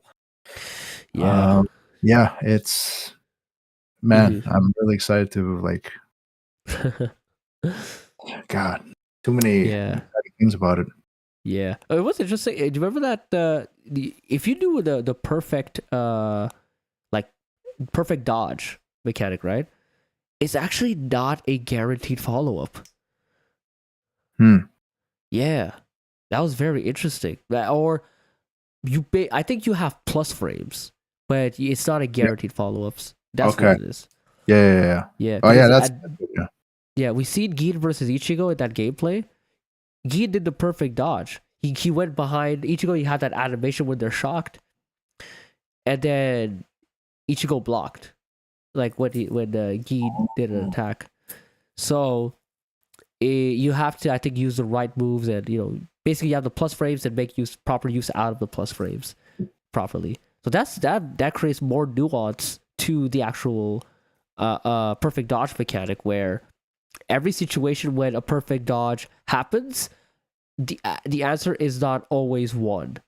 You do the right. perfect dodge, then oh crap, I have to assess the situation and act accordingly. That's depth right there, man. I think that's crazy. Wow. Yeah. Yeah, that's one thing I do think about though is I understand that if your health is above 30% and Yes. there is that, knockback mechanic where the Yeah. opponent is like, oh, like that, and then Yeah. you decide to do your super, Yeah. the opponent can block. The now or never. Yeah. The But when opponent. it's now or never, it's unblockable. Yeah. But when it's not, the opponent can block. And you see that Yeah. clash happen in Yeah. the game. Yeah. For sure. What Now, basically? Oh yeah. Go yeah. ahead. Yeah. Yeah. Well, Go my ahead. point is like, then why would you ever go for that? And because that's all we saw in the gameplay, which I was very Yeah. disappointed about, is Yeah. that I Yeah. was like, I want to see the other option. Is that the only option? When you see that, do you only do that, or is there an option where you can dash in and continue pressure or something, right? Because he kept spamming the super and then block, and I'm like, yeah, I mean, My theory, because I actually did think about that. Because I kept seeing that too, and they kept doing that every single time. It was so annoying. But my theory is you do that. Right after that, you probably have to use whatever the character specific move that that character has. I think every character so far has like a projectile of some sort, right? Or a type of mechanic where you can get close or whatever it is. but I'm 100% sure that it is either two things where one is, I think for the most part, everyone has some sort of projectile in some ways, or a workaround to go closer to the opponent in some ways. And I think you're supposed to use that option when you do that. And obviously, you can't properly see it because people kept spamming the wrong thing. There hasn't been one time where we saw somebody do that, then they get launched, and then do nothing. Just to see the animation of like, okay, what can be done in that situation? No, we saw that. We saw that. Oh, we did? With well, I mean, in a little different way, but we saw it with the voice act of Ichigo. He did the knockback, right? And then he kept spamming a move. I think he was trying to super, but he didn't have enough meter or something. So what Ichigo did was just he kept slicing in front, and nothing happened, and the opponent just recovered.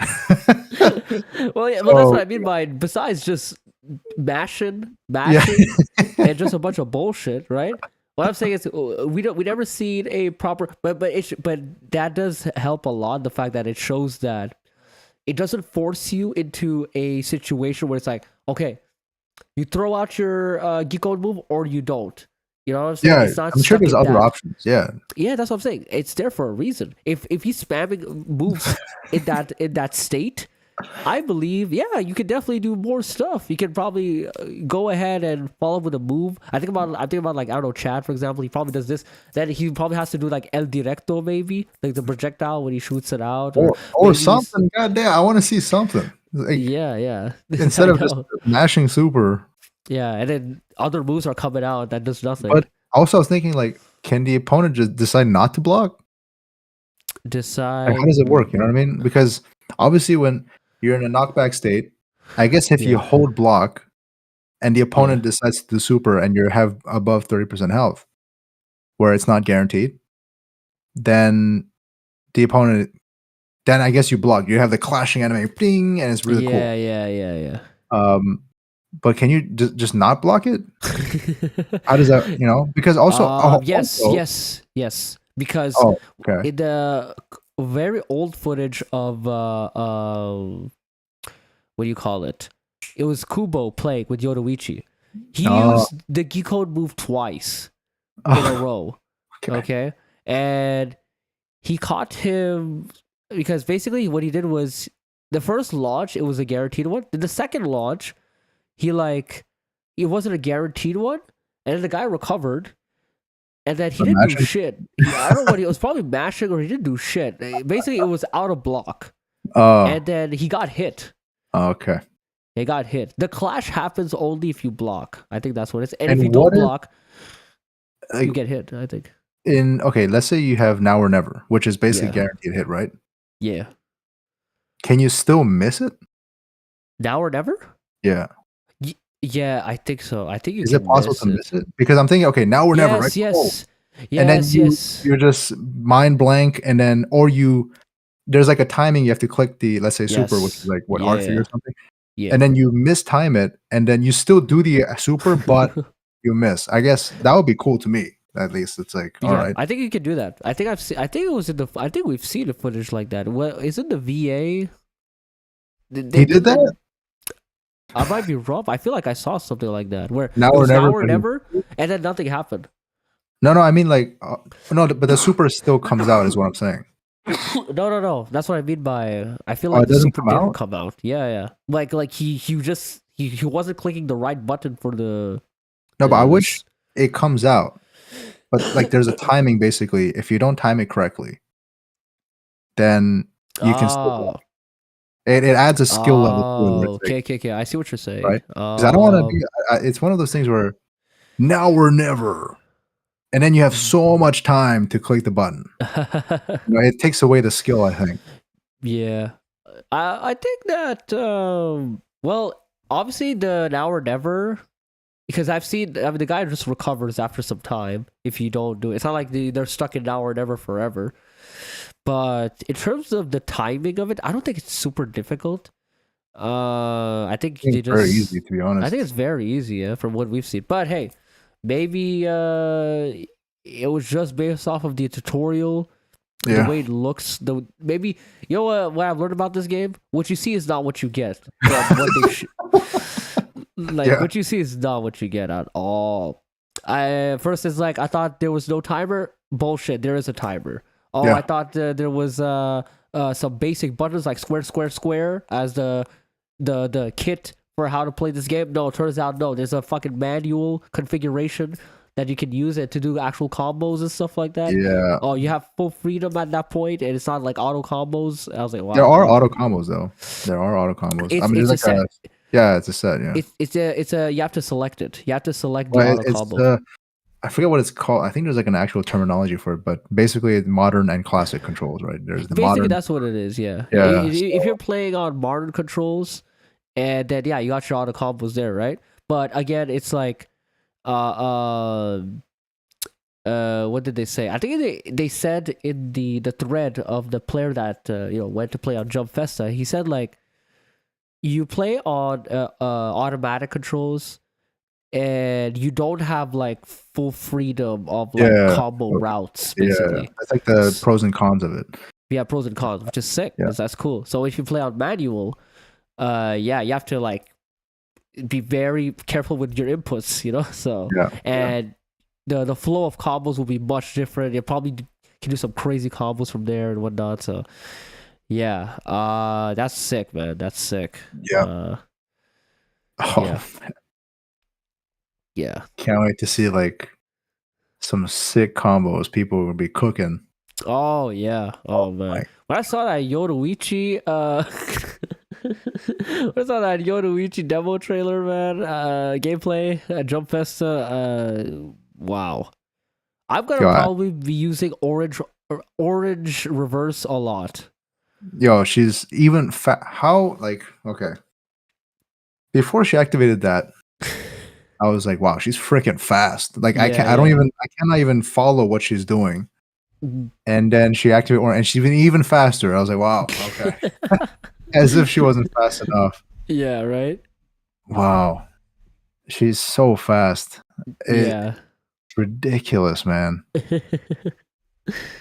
Wow, man. But you like fast characters, so that's great. Yeah, if I hope it's one of those things where I have to be where I'm mashing a lot of the buttons. I love that. I love a lot of I want that, want a lot of clicks. You like mashing? Confirmed. I love mashing. No. How do I even say it? No, I don't like the button mash. I like to press buttons. I like press buttons. Yeah. I like pressing buttons. You pay $90 to not press a button. That's crazy. Right? Oh my god. Yeah, that's cool. Yeah. Yeah, man. Oh, and you see that Toshiro? The pedals were actually disappearing. Yo, what do you think is gonna happen once the pedals are disappeared? No, his Bankai is gonna get messed up. I mean, oh yeah. I think no. You know what happens? What do you mean? He becomes adult Toshiro. That's what happens. No, he doesn't. What? That's Thousand Year Blood War, man. Oh yeah. At this point of the story, he hasn't mastered his Bankai. At this point of the story, when he loses his pedals, he literally just self-destructs. He becomes an old guy. No, he self-destructs in this part of the story. Does he lose? Well, not actually in the story. Yeah, he literally self-destructs. What would happen in the game? But no, in the game, I think he's the only character in the game so far that has a temporary awakening. Also, he disappears. Basically, yeah, you activate awakening, and then it's temporary until the pedals go away. Then you go back to pre-awakening, your base form. That's what happens. I thought you would lose Kompaku. No. That'd be not fair. That would suck, bro. Imagine the guys on one Kompaku like Toshiro is like, oh my god, great. Guaranteed loss. Guaranteed. No, that would suck, man. Yeah, that's kind of messed up, actually. Yeah. No, he just loses his awakening basically, which is the only character so far that has a mechanic like that, which is cool, Damn. Okay. Yeah. Wow. Okay. Another thing is, okay, because I was confused by this. All right, so you know in the demo when what people were going in Awakening at like 9 stocks, right? Bro, okay. Okay, I so was surprised by that too, yeah. yes, so it was confirmed that they just made that in that version of the game just purely because they wanted to showcase the Awakening mechanic and stuff like that. So like the parameters of reaching Awakening was Oh, amped up to like 11. Cause, okay. cause, cause that makes more sense. Cause I was just like, dude, it's been what 20 seconds? What was then why even bother having the whole awakening mechanic at that point? If you're just gonna be there for like 20 seconds doing that, what the hell? I was actually wondering too. I was like, yo, that's so like when I saw Bianca do his evolution, I was like, already? Like what? We just started. You And I just was like, well, started. these games are gonna go by so freaking fast and like what's happening over here? Oh Oh, my god! I mean, I still think games will go by fast even then, regardless of that, because again, the game is gonna be fast. You see the mechanic, like if people are do know what they're doing, yeah. jeez, yeah, it's gonna be fast, man. But yeah, it's just yeah, I was like, thank God, it's also gonna be ridiculous because at that point it's like. Then what was even the point? What's Yeah. even the point of actually being in base form if you're just gonna go in awakening like 2 seconds later? Like I it's just such a start off in waste. Awakening then. Yeah, might as well just start off that way. You know, it's like the whole point of awakening kind of kind of like lost its meaning when you're both at 9 stocks. You know? Yeah, exactly. Yeah. Yeah, yeah, God. yeah. So that's what they did. Yeah, so, dude, what was it? He went to reawake Ulquiorra. Yeah, you do. He got awakening and then reawakening at Yeah. what 7 stocks. Yeah, I know. Oh yeah, I saw that. Yeah. It's Yeah, something was not right about that, man. I was like, but that's pretty cool. You can actually do that in the settings then. That's confirmed.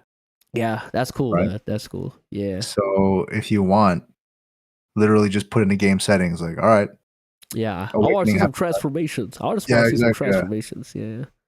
Tournament rule, start off awakening. That's No timer. no time no time.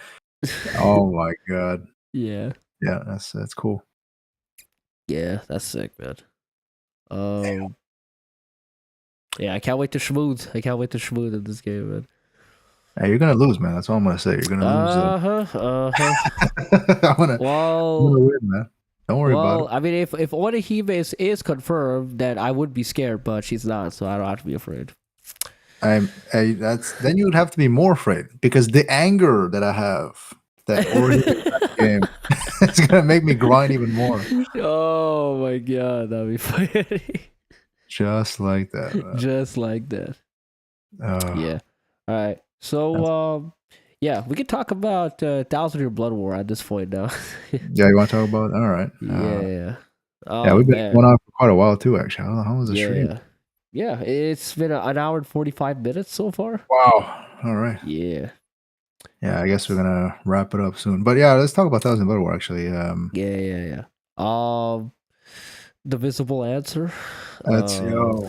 Well, okay, this is what it's very scary because Yeah. we got Core 4 left already. We have that confirmed. All right, Yeah. so that's like 13 episodes, and already the next episode is going to be about Uryu and Hashwald fighting. Which Yes. that's the end, basically towards the end of the Yeah. whole freaking Thousand of Blood War story. So they're changing it up right now. They're changing the sort of the roadmap of what the story normally goes to. It is changing a lot. So I don't know what they're cooking, man. And here's another interesting thing. I don't know if you've seen it, but there's a trailer that came out like not that long ago, like a few days ago, I think. It's a look back trailer. So it's sort of like a recap of Core 3. Yes. Yeah. And then, it showed a teaser of the next episode of Oh, what to expect and stuff, and it was the Hashwell coming in, and Uryu and Ichigo and everyone are there, and that's the chapter that you know Mr. Tomo talked about in that video when he's saying yeah. like that's when he reveals to Ichigo and his friends like his true motive or his plan, right? So in the teaser we saw that was already coming in, and then Yuguru was there, and he's like, so he's like, all right, what will be your decision, Uryu? It's okay. It doesn't matter because I can see everything anyway. He had the Almighty, Oh, basically. Yeah. And then what's interesting is, but that's not in the manga, but they kept teasing this in the anime. So far from what we've seen, there's this area of room where there's this like giant like portal, I think. It's like this giant portal that they keep showing in this only this in the anime. And Yuguru was there a couple of times just staring at it. yeah, Just yeah. staring at it, right? You've seen it, huh? You know what I'm Yeah, talking about, yeah, right? I know what you're talking about. Yeah, yeah. Yeah. What is that? That's not even in the manga. What is that?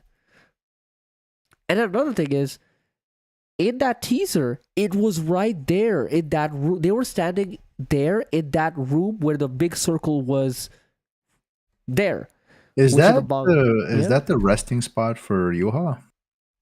Nah, I don't think so. I don't think that was where U-Haul was. No, I don't think so.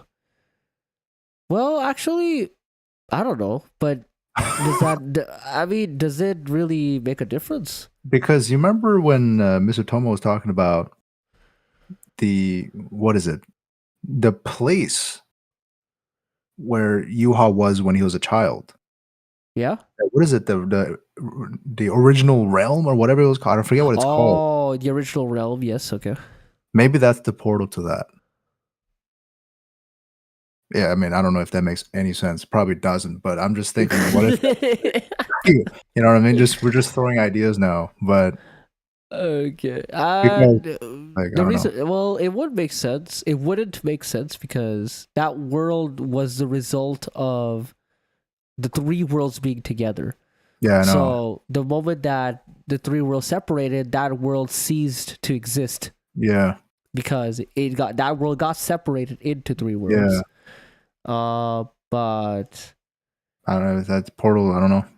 yeah, I don't know. I don't know. It's portal to Kubo's Portal mind. to portal to Gerald's freaking brain, his heart. I don't know. I can't wait to see Gerard Valkyrie's fight, man. Yeah. Oh, No, it's a portal to Byakuya's big fight. That's what that is. oh, Yeah. yeah, it's That's the my portal hope. to the vision. Division? Yeah, What's the vision? the vision. I know Of the visionary, but I don't know the vision. the vision, Kubo's vision, absolute vision to. God damn it! I don't know. Yeah, I have no idea what that could be. But that got teased. In the episode, obviously, we know the answer is the visible answer, and then the episode after that is going to be called the last words, which is also a reference to one of the chapters. That's the reference also to the chapter that Uryu says the last words that he says to Ichigo about like his plans on what he was doing and whatnot. So you got the visible answer and the last words.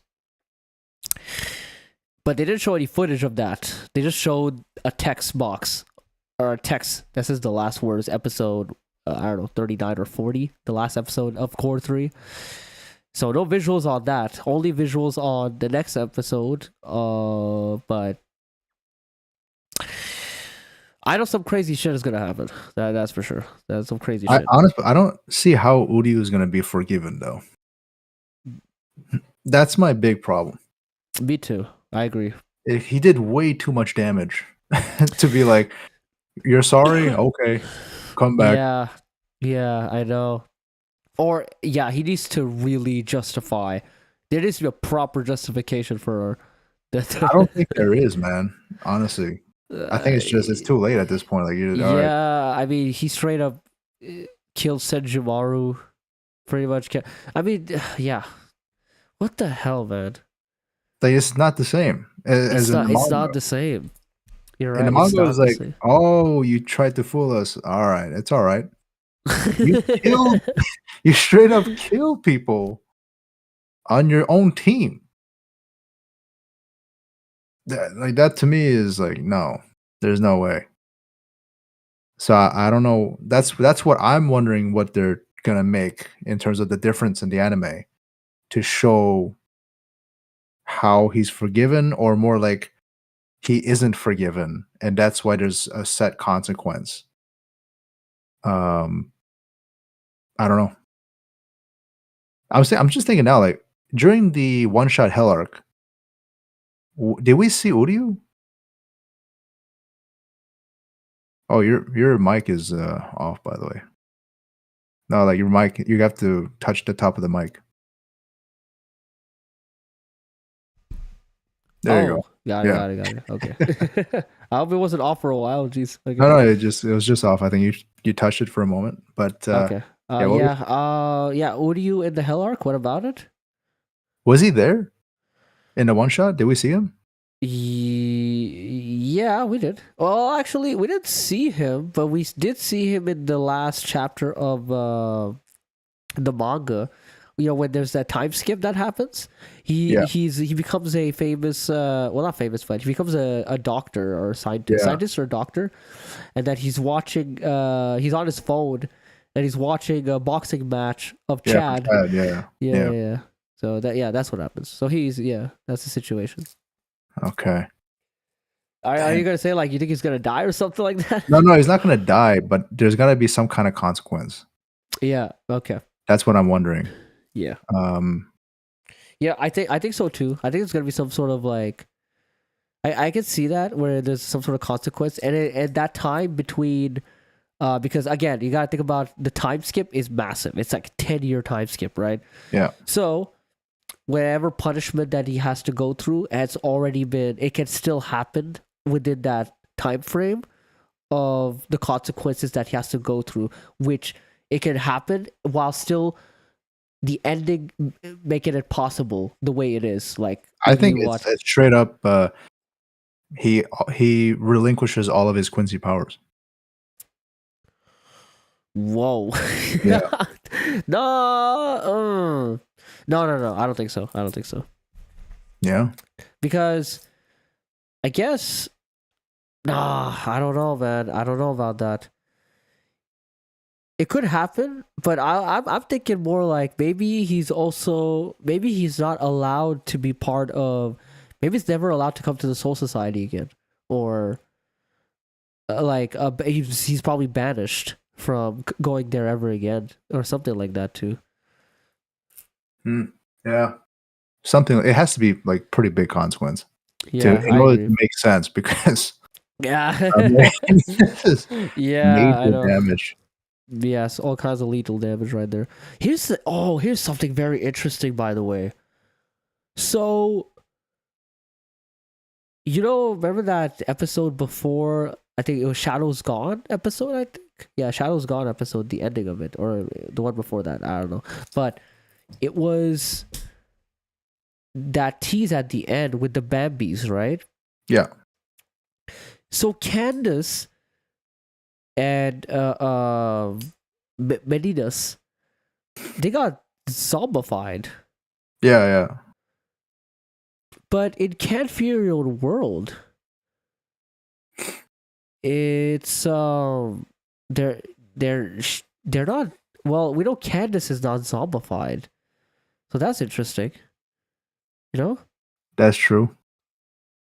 And I wonder if, well, it could be a thing where it's like maybe it's the reverse. Oh, you know what? It can still make sense. It could still make sense. What I'm thinking is, Mayuri is the one that's slaving the shit out of Candace in Canfield World, right? Yeah. So I mean, that's the same guy who reverse zombified Toshiro and reverse zombified a lot of these characters. Yeah. So maybe what happens is Candace gets zombified, and then at some point Mayuri gets his hand on Candace, zombie version of her, and then basically reverse zombifies her back to regular, and then enslaves her and does all the crazy shit that he does in Canfield World. That's still a possibility, actually. I didn't think of it that way. Yeah. Yeah, Mayuri is He's crazy as hell. He's a psychopath. He's crazy, man. He's crazy. I mean, there's still that sign of humanity in him, based off of baby hold your hand too, you know. But yeah, but yeah. No, he's pretty Hollow Man. He chatted. He said, "Yeah, he can reverse it still."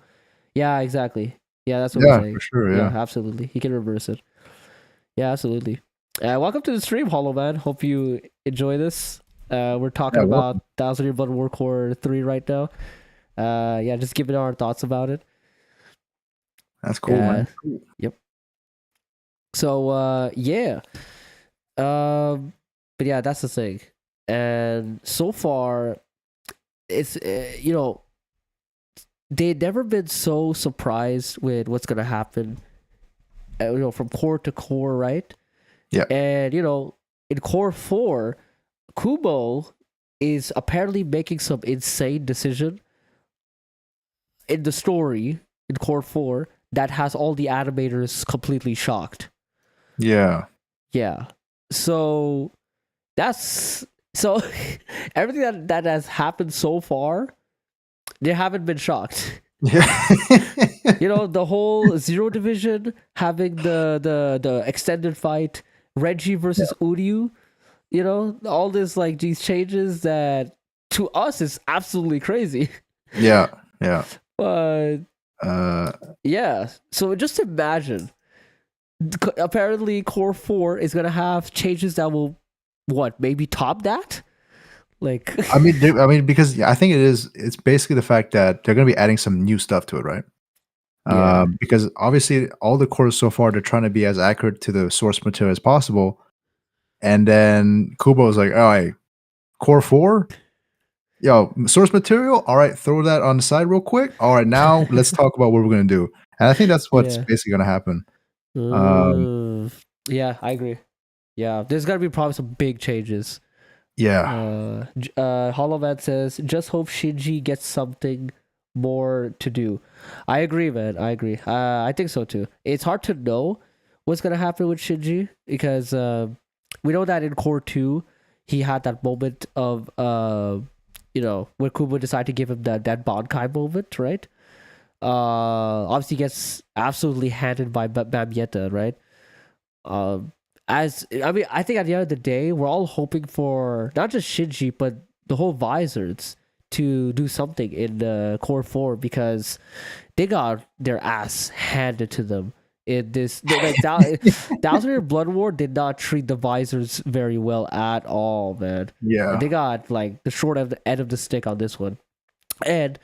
But my assumption is this, because the Visors do come in the manga. Like, I think they come in to play, to fight against Gerard. They come in and they do their thing, but it only lasts like about a panel or two max. Like, they do something, they land like a small hit, but then they get one shot and after that. So it's like, I think that's gonna change. If we're getting people like Orihime and Chad that are doing a lot more in this anime version. Ganju? What the hell is Ganju doing there? Yo, like, in the manga, they're just like just standing around doing nothing at all, not a single blow or like no plan. No, they did some damage to the, well, not really, but they did something with against the Sterners. That was pretty cool. Yeah, no, but it's clearly more like screen time, and I never thought I would see Chad actually trying to land a punch against Yuha. What? You know what I'm saying? I never thought I'd see that day. Yeah. That's crazy on its own. That idea for it to come true. you know? Oh my god. Yeah, Yeah, no, like it's this definitely man never even like touched Aizen. Forget about like he never even touched Aizen in like the Arankar arc or anything like that. This man got to at least throw a punch at Yuha. That's yeah, that's cool, man. yeah, 100%. No, to show love to those characters that Yeah, basically got no love, right? It's really good. 100%. yeah. Hollow Man. Yeah, entire team got chatted out. Yeah, yeah. The whole visors got chatted out. Yeah. Yeah, Ganju hasn't done anything Dance Soul Society 20 years ago. I think you mean same. he hasn't done anything since the Soul Society. Yeah. Pretty much. Oh Yeah, yeah, yeah, pretty much. Yeah. He hasn't done anything since then. yeah, So to see him to actually do something here, yeah, that's great to see, man. So yeah. that's why I'm full confident with something like the Visors. I think they'll have an extended fight against Gerard. I mean, bro, Uh, not only them. I think everything about Gerard is going to be extended. That's what I'm hoping to see because, first of all, everyone fights freaking Gerard. We're talking about Toshiro, Byakuya, Kenpachi, the Visor. You know, they're all coming in because yeah. obviously Valkyrie is absolutely broken. But um, I think we're going to see extension of especially Byakuya. I mean, it's Yes. pretty sick when you saw like Oh, against oh man. Asnod, and then Asnod's like, "Oh yes, I know that Bankai very well," and he's like, "Bankai." That was my Shikai. What are you talking about? So that is no. He's got so much more to show, right?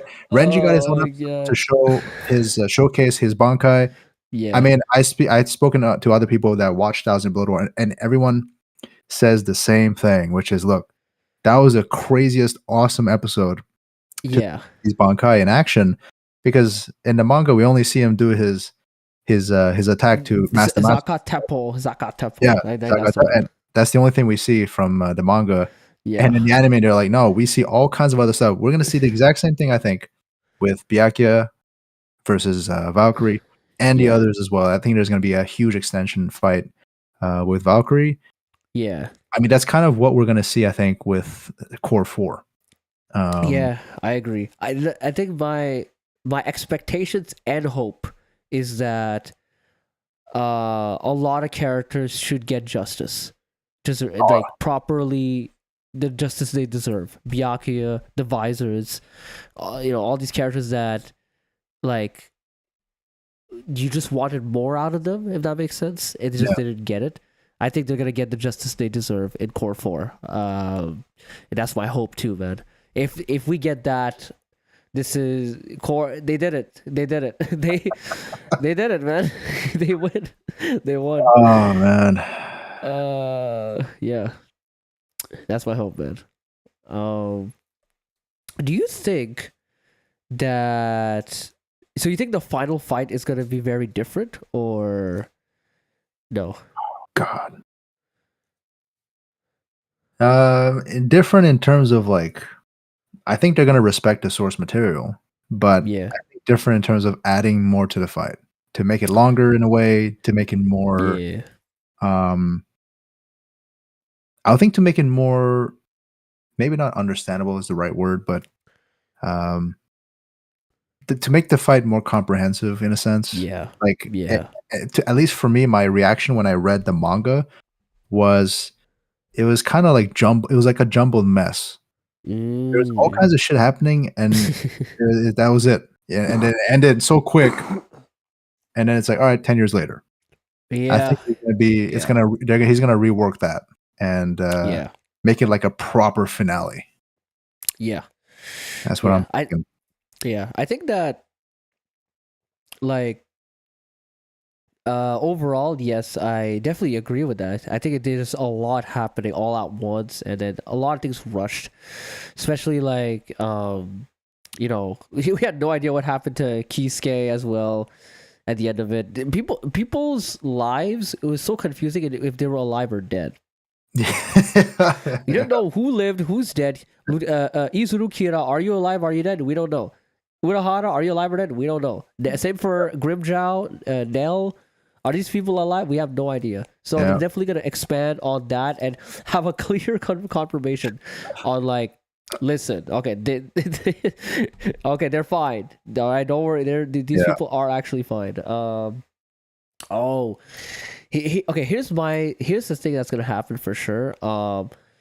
Like you said, the expansion is 100% what's gonna happen, and specifically where they're going to make the biggest change is if you know about that final slash that Ichigo does to Yuha, right?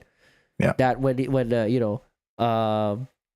Uryu shoots the still silver at Yeah. Yuha, that he loses his powers for a few seconds. Yeah. Ichigo does the slice. Right after that slice, when you see that panel where it's cut off, Yeah. literally, the next thing we see is a time skip. Yeah. What the hell? Yeah, exactly. That's gonna be completely reworked. I'm 100% sure. Yeah, I mean it's like that is not a finale. Like what is that? There was no closure, no aftermath of the fight. Everyone that read that got blue balled 100%. Right? Oh yeah. Dude, I saw Mr. Tomo's reaction on that, like from like 10 years ago. Yeah. It was the funniest shit ever, bro. What do you say? Back then, he was still cursing a lot, so it was Oh funny. yeah. But yeah, he was just like, I don't know what to think of this. He's like, I don't know. He's just like, I don't know, man. He was frustrated. That's what was going on. Holoman says, I hope they change the fight, but keep the ambiguity of the ending with Ichigo's son. Oh yeah, for sure. I mean, they're definitely gonna keep the ambiguity with Ichigo's son, because you remember what happened with Ichigo's son is he's also son. Bro, I swear he's probably more of a what's the word? Like monster, I guess. They're like Ichigo. What would you call it? What is Ichigo like? Because he's part Quincy, part this, part that. Like he's a Soul King substitute. No. It's a negative word. It's a like. I know, yeah.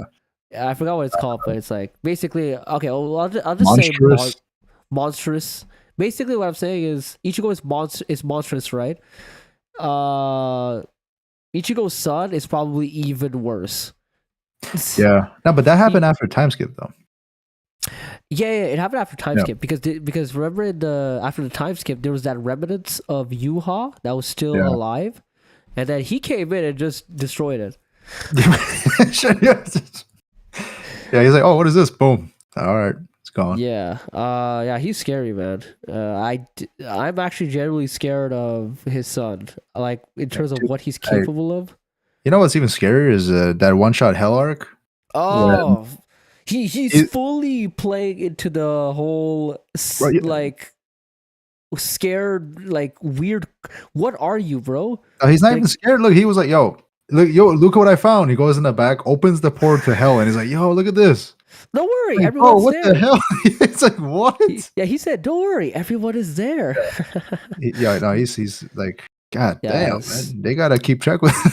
Yeah, dude, it's like that innocent. He has like this innocence because I'm sure he doesn't know what he's doing is bad. It's like that childish innocence that's so scary because exactly. He's doing all these like weird, probably very likely horrible things, right? Yeah, but he's not aware of it. He's not aware of it. And that's what's so scary. And how did he learn how to open the portal to hell? What the hell? I have no idea. Pun intended. All right. Yeah, no. What the hell? No, it's the same with Hikone, right? It's like there's that innocence that's like, I don't know.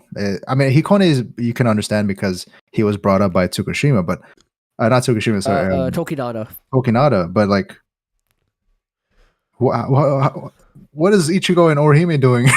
They're not doing their job properly, man. Yeah, not at all, bro. It's it's scary. It's so scary to see that. So you think that for some reason you think that they're gonna tease Can't Fear Your Own World in Court of the Cour? I mean, okay, it's not what I think. It's more like what I hope, right? It's what you hope. Because I'm like, if they're gonna make some new shit for the ending of Thousand Blood War, yeah. Because Can't Fear Your Own World happens before the kid of Yeah. Ichigo and Morihime. So like Yes. this is not like Mhm. they're gonna show new things at the end Yeah. of the episode. Oh, sorry, not end of but end of Core 4. Then it has to be related to Can't For Your Own World. There's no way. Unless Yeah. they're gonna do the time skip in the Core 4? Maybe. I don't know. I think it's an opportunity lost if they don't tease Can't For Your Own World to be an animated. I see. I mean, I And would what? want to see that for sure. Yeah, but what? When would they show the ending to that time skip, the 10-year time skip? Then where would they show it? Then? Because if you say like, okay, they don't show it in Core 4, and then you got Can't Fear Your Own World happening, Or maybe and they're gonna then you tease got. both. You know Wait, what I what? mean? They're gonna tease Okay. both. It's like they're gonna show Can't For Your Own World teasers during the episode, Yeah. but the official teaser is gonna be the Thousand Year Blood War Ichigo's son kind of situation. Yeah. Um, I think that it'll be self-contained. I don't think they're going to tease Can't Fear Your Own World personally, but do no, I but think? you have to understand, like tease is a different meaning when it comes to Kubo, right? Okay. No, but you're seeing tease like it's gonna be obvious tease, like oh, like you watch friggin' Toy Story 4, and then at the end of Okay, okay. that's a tease, yes. Okay. But we're talking about Kubo tease. Like it's like a one shot thing, and it's not even focusing on it, and it's in the background, and you're like, wait a minute, what was that? Like, Yeah. Okay, I definitely can. I believe that. Yeah, for come sure. on now, we're For talking sure. about Bleach. You can't. Yeah. You're talking about like the most subtle Of foreshadowing, course, of basically. course. Like everything is Yeah. subtle with Kubo. You can't. Okay. I definitely agree with that. Yes. Yeah. Yeah. Imagine an entire core dedicated to time skip. And now you're wishing too much, man. Yo, that'd be crazy. Oh god. I mean, the whole thing about the time skip, the whole point of it is the fact that the time skip itself is time of peace. There's nothing happening during that time of 2 years. That like 10-year time skip happens, and then during that period of time until 2 years later, after that 10-year time skip, then something happens, which is the hell arc. Yeah. You know? So during that, so you would have an arc where nothing happens. There's no conflict. It's peaceful times. I mean, It's I just guess there'll be in inner conflicts, maybe. I mean, inner conflicts, I guess. But that'd be like, are you talking about like Soul Society politics or something? I mean, that's more Can't Fear Your Own World, but yeah, that's more Can't Fear Your Own World stuff. But yeah, I don't think they'll do that twice. Yeah, it's gonna be a bunch of episodes of Ichigo's dad getting kicked and punched by his daughters. It's gonna be basically that. Yeah. Ichigo going to school, maybe. Oh man. Yeah, Yeah. that's sick. Man, I can't wait for that. I can't remember the Ukitake in Core 3. I'll see you soon. Oh my god. People went crazy over that, man. That's a tease, straight up tease of it's the most like indirect direct thing both at the same time I've ever seen Kubo do. In that episode, bro. Talking to Unohana. Yeah, I'm gonna see you soon. No, but it's man, this is what's like irritating about Kubo is the fact that he does those things, but there's like 4 different levels to it, right? Because it's like, yeah, see you soon, which could mean, oh, see you in hell. But it could also mean like, yeah, I'll see you soon after the fight. You know what I mean? Like it could be he can go either way. Yeah. I would watch Orihime make bread for 12 episodes. I know you would too, Sunny D. Hey, you know what? I guess Hollow Man and we have something in common. Yeah, just so you know, Hollow Man, Sunny D, his favorite waifu is Orihime. So yeah, that would be a pleasure for him. Yes. I mean, hey man, look at this. Hold up. Where is it? Oh, you're gonna show it. I'll show you this. Yeah. I got the figurine for relax time. Relax time Orihime. And I got my own on this one. Yeah, you got your my baby girl. Yoruichi over here. Yeah. clean right there. Yeah. Man, what the hell are we doing? Oh my god, that's funny. Yeah. Yeah, no, it's yeah, I'm excited, man. Yeah. Especially next week. Next week we got 2 episodes next week, man. Oh, 2 episodes. That's gonna be a Oh, crazy finale, man. Oh, can't wait. Cannot wait. damn. Oh man, what a perfect Christmas gift. Oh, wow. Like literally. He's like, "Oh, Christmas. Here you go. 2 episodes." Yeah. But you know what's gonna happen, right? When we finish that episode, the last No, episode, you know we don't think about that. We don't think about that. That's too far. That's too far ahead. Yeah, let's just enjoy the Yeah, moment no, we have, yeah, I guess. no. I mean, it's like this, right? We're like, oh, watch the episode, absolute high, and then as soon as we finish the episode, crash at freaking depression. You know what I mean? But gotta wait till next year. I think about like, remember, like generally when we watch anime, we're like, at least for me, I'm like, I'm gonna wait till it's fully finished and then I'll start watching it, right? Imagine we did that with 1,000 Year Blood War. No, but you know what's funny is that I actually tried. You tried? I tried to do that, and I couldn't. I couldn't do it. The most I could do was 2 episodes. Yeah. So I would wait, and then when 2 episodes came out, I would watch 2 episodes. I understand your strategy because one is not enough, huh? Bro, now what? 20 minutes pass by so fast. I don't. It's the same thing as watching a Rebirth of Souls 1-minute trailer. It's the exact same feeling. It's like what? That's it? I know. It's so painful. So I understand your strategy. Yeah, I understand it. Yeah. 2 episodes, at least it's not that bad. It is. It's a lose-lose situation, man. It's a lose-lose situation. Yeah, for sure. Hey, maybe that's why they do a double feature. Maybe that's why, because they're like, one episode. That's too short, man. 20 minutes. That's too short. That's why they do that every core. I think. No, I think what happened was they're trying to make a decent finale for every core. And the thing is, if they upload just one at a time, especially for what's going to happen with this one, like those last 2 episodes we have left, which is going to be about Yuha and Uryu, and I'm sorry, not Yuha, Hashwalt and Uryu. Yeah, you have to this is a big fight. This is big. Like there's going to be a lot of conversations going on, a lot of mental fighting going on, and to me, that deserves 2 episodes where like one will feel rushed. Yeah. So, and imagine they just upload 1 episode and then like cut in the middle, and I was like, all right, you have to wait 1 week. It's like, oh, yeah, I feel like it's gonna ruin the experience in the sense of like when you're watching 1 episode, you're already in the zone. You're already like, all right, you're in that mood of like, oh, okay, what's going on? It's like a very serious, tense situation, and then we got the other episode, to make sense. Yeah, that actually makes a lot of sense because I think about the every core, the way it was structured.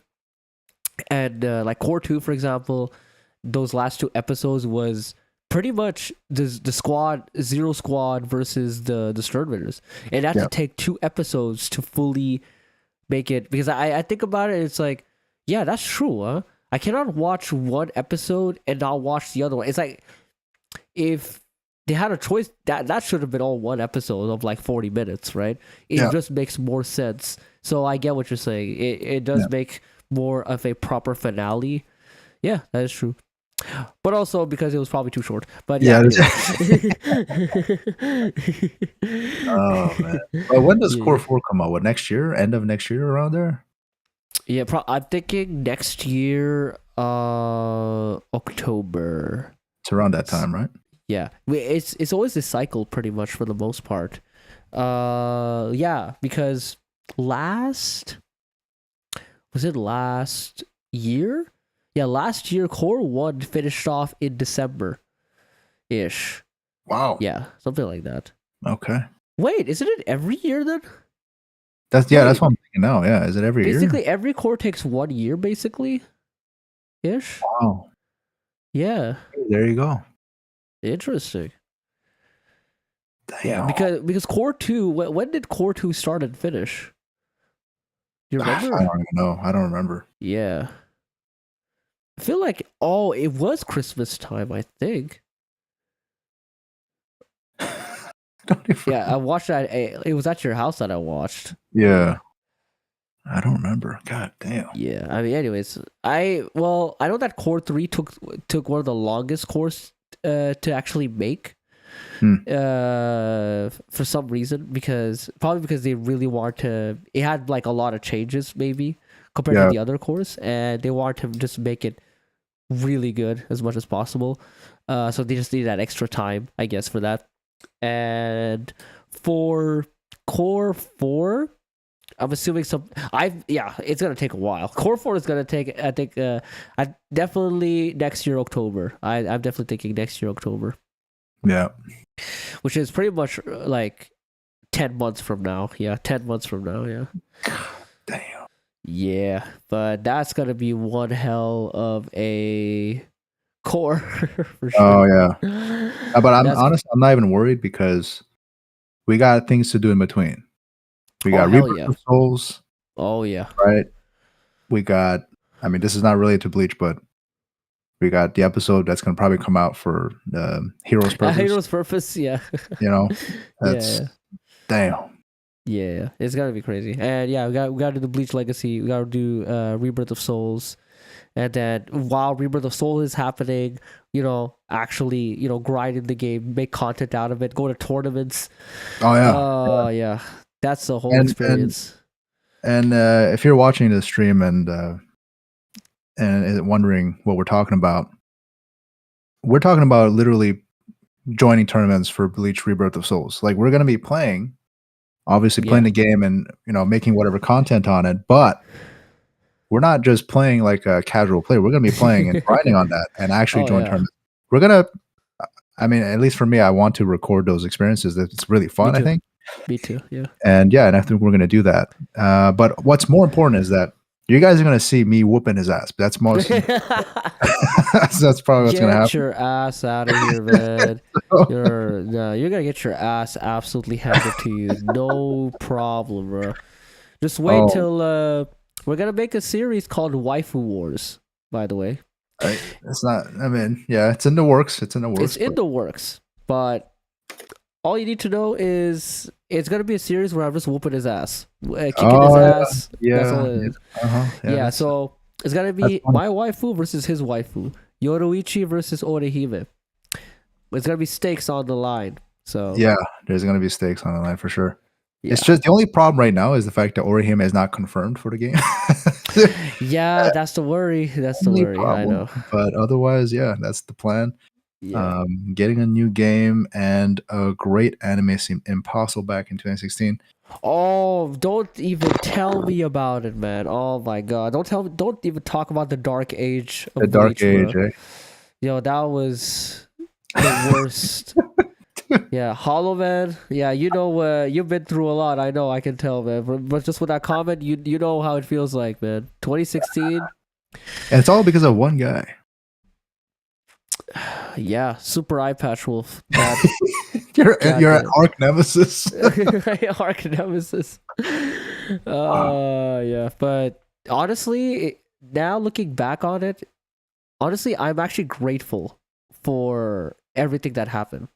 Because honestly, at the end of the day, I think that the era of 2016 and that dark age of Bleach, if it didn't happen, all this beautiful stuff that's with Bleach that's happening now would have never happened. Well, that's the thing. I don't know about never happening, but the impact is not the same. The impact is not the same. The more people are going against somebody, the bigger the comeback, right? Yes. And that's what we're seeing, right? We're witnessing firsthand, which is what I'm grateful for, is being part of this. Yeah, no, because think about it, right? Because you got the anime, right, back in 2012 when it finished, and then they stopped the anime right there, for the manga to catch up and finish 1,000 Year Blood War, right? But then even when 1,000 Year Blood War finished, like no anime came to be, and it took a while until now for the anime to come to be, right? Yeah. But imagine if they didn't do that and decided to continue the anime from there. Yeah, the quality would have actually suffered, right?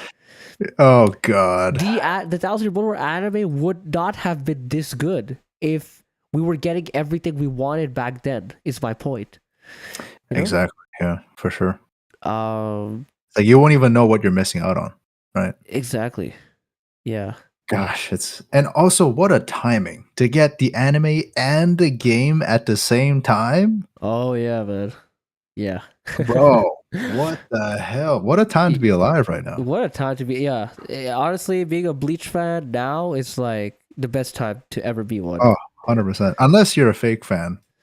Like, You're capitalizing on bro, the success of Bleach. It pains me every time I see him upload a video on it. I'm like, he's not even a true fan, dude. It's ridiculous. I mean, yeah, it is what it is, man.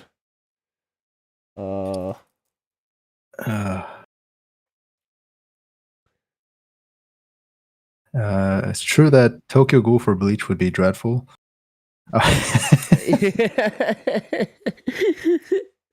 Oh, I guess the same thing happened with that, huh? Yeah. Jeez. I mean, Tokyo Ghoul is like a classic example of what happens with some studios with fame. Like season 1 of Tokyo Ghoul, very well received, very, very popular. Everyone loved that shit, and it was going respecting the manga, the source material. And then they're like, hey, you know what? Since season 1 did so well, why don't we change it up? And they decided to throw out the manga out the window. Yeah.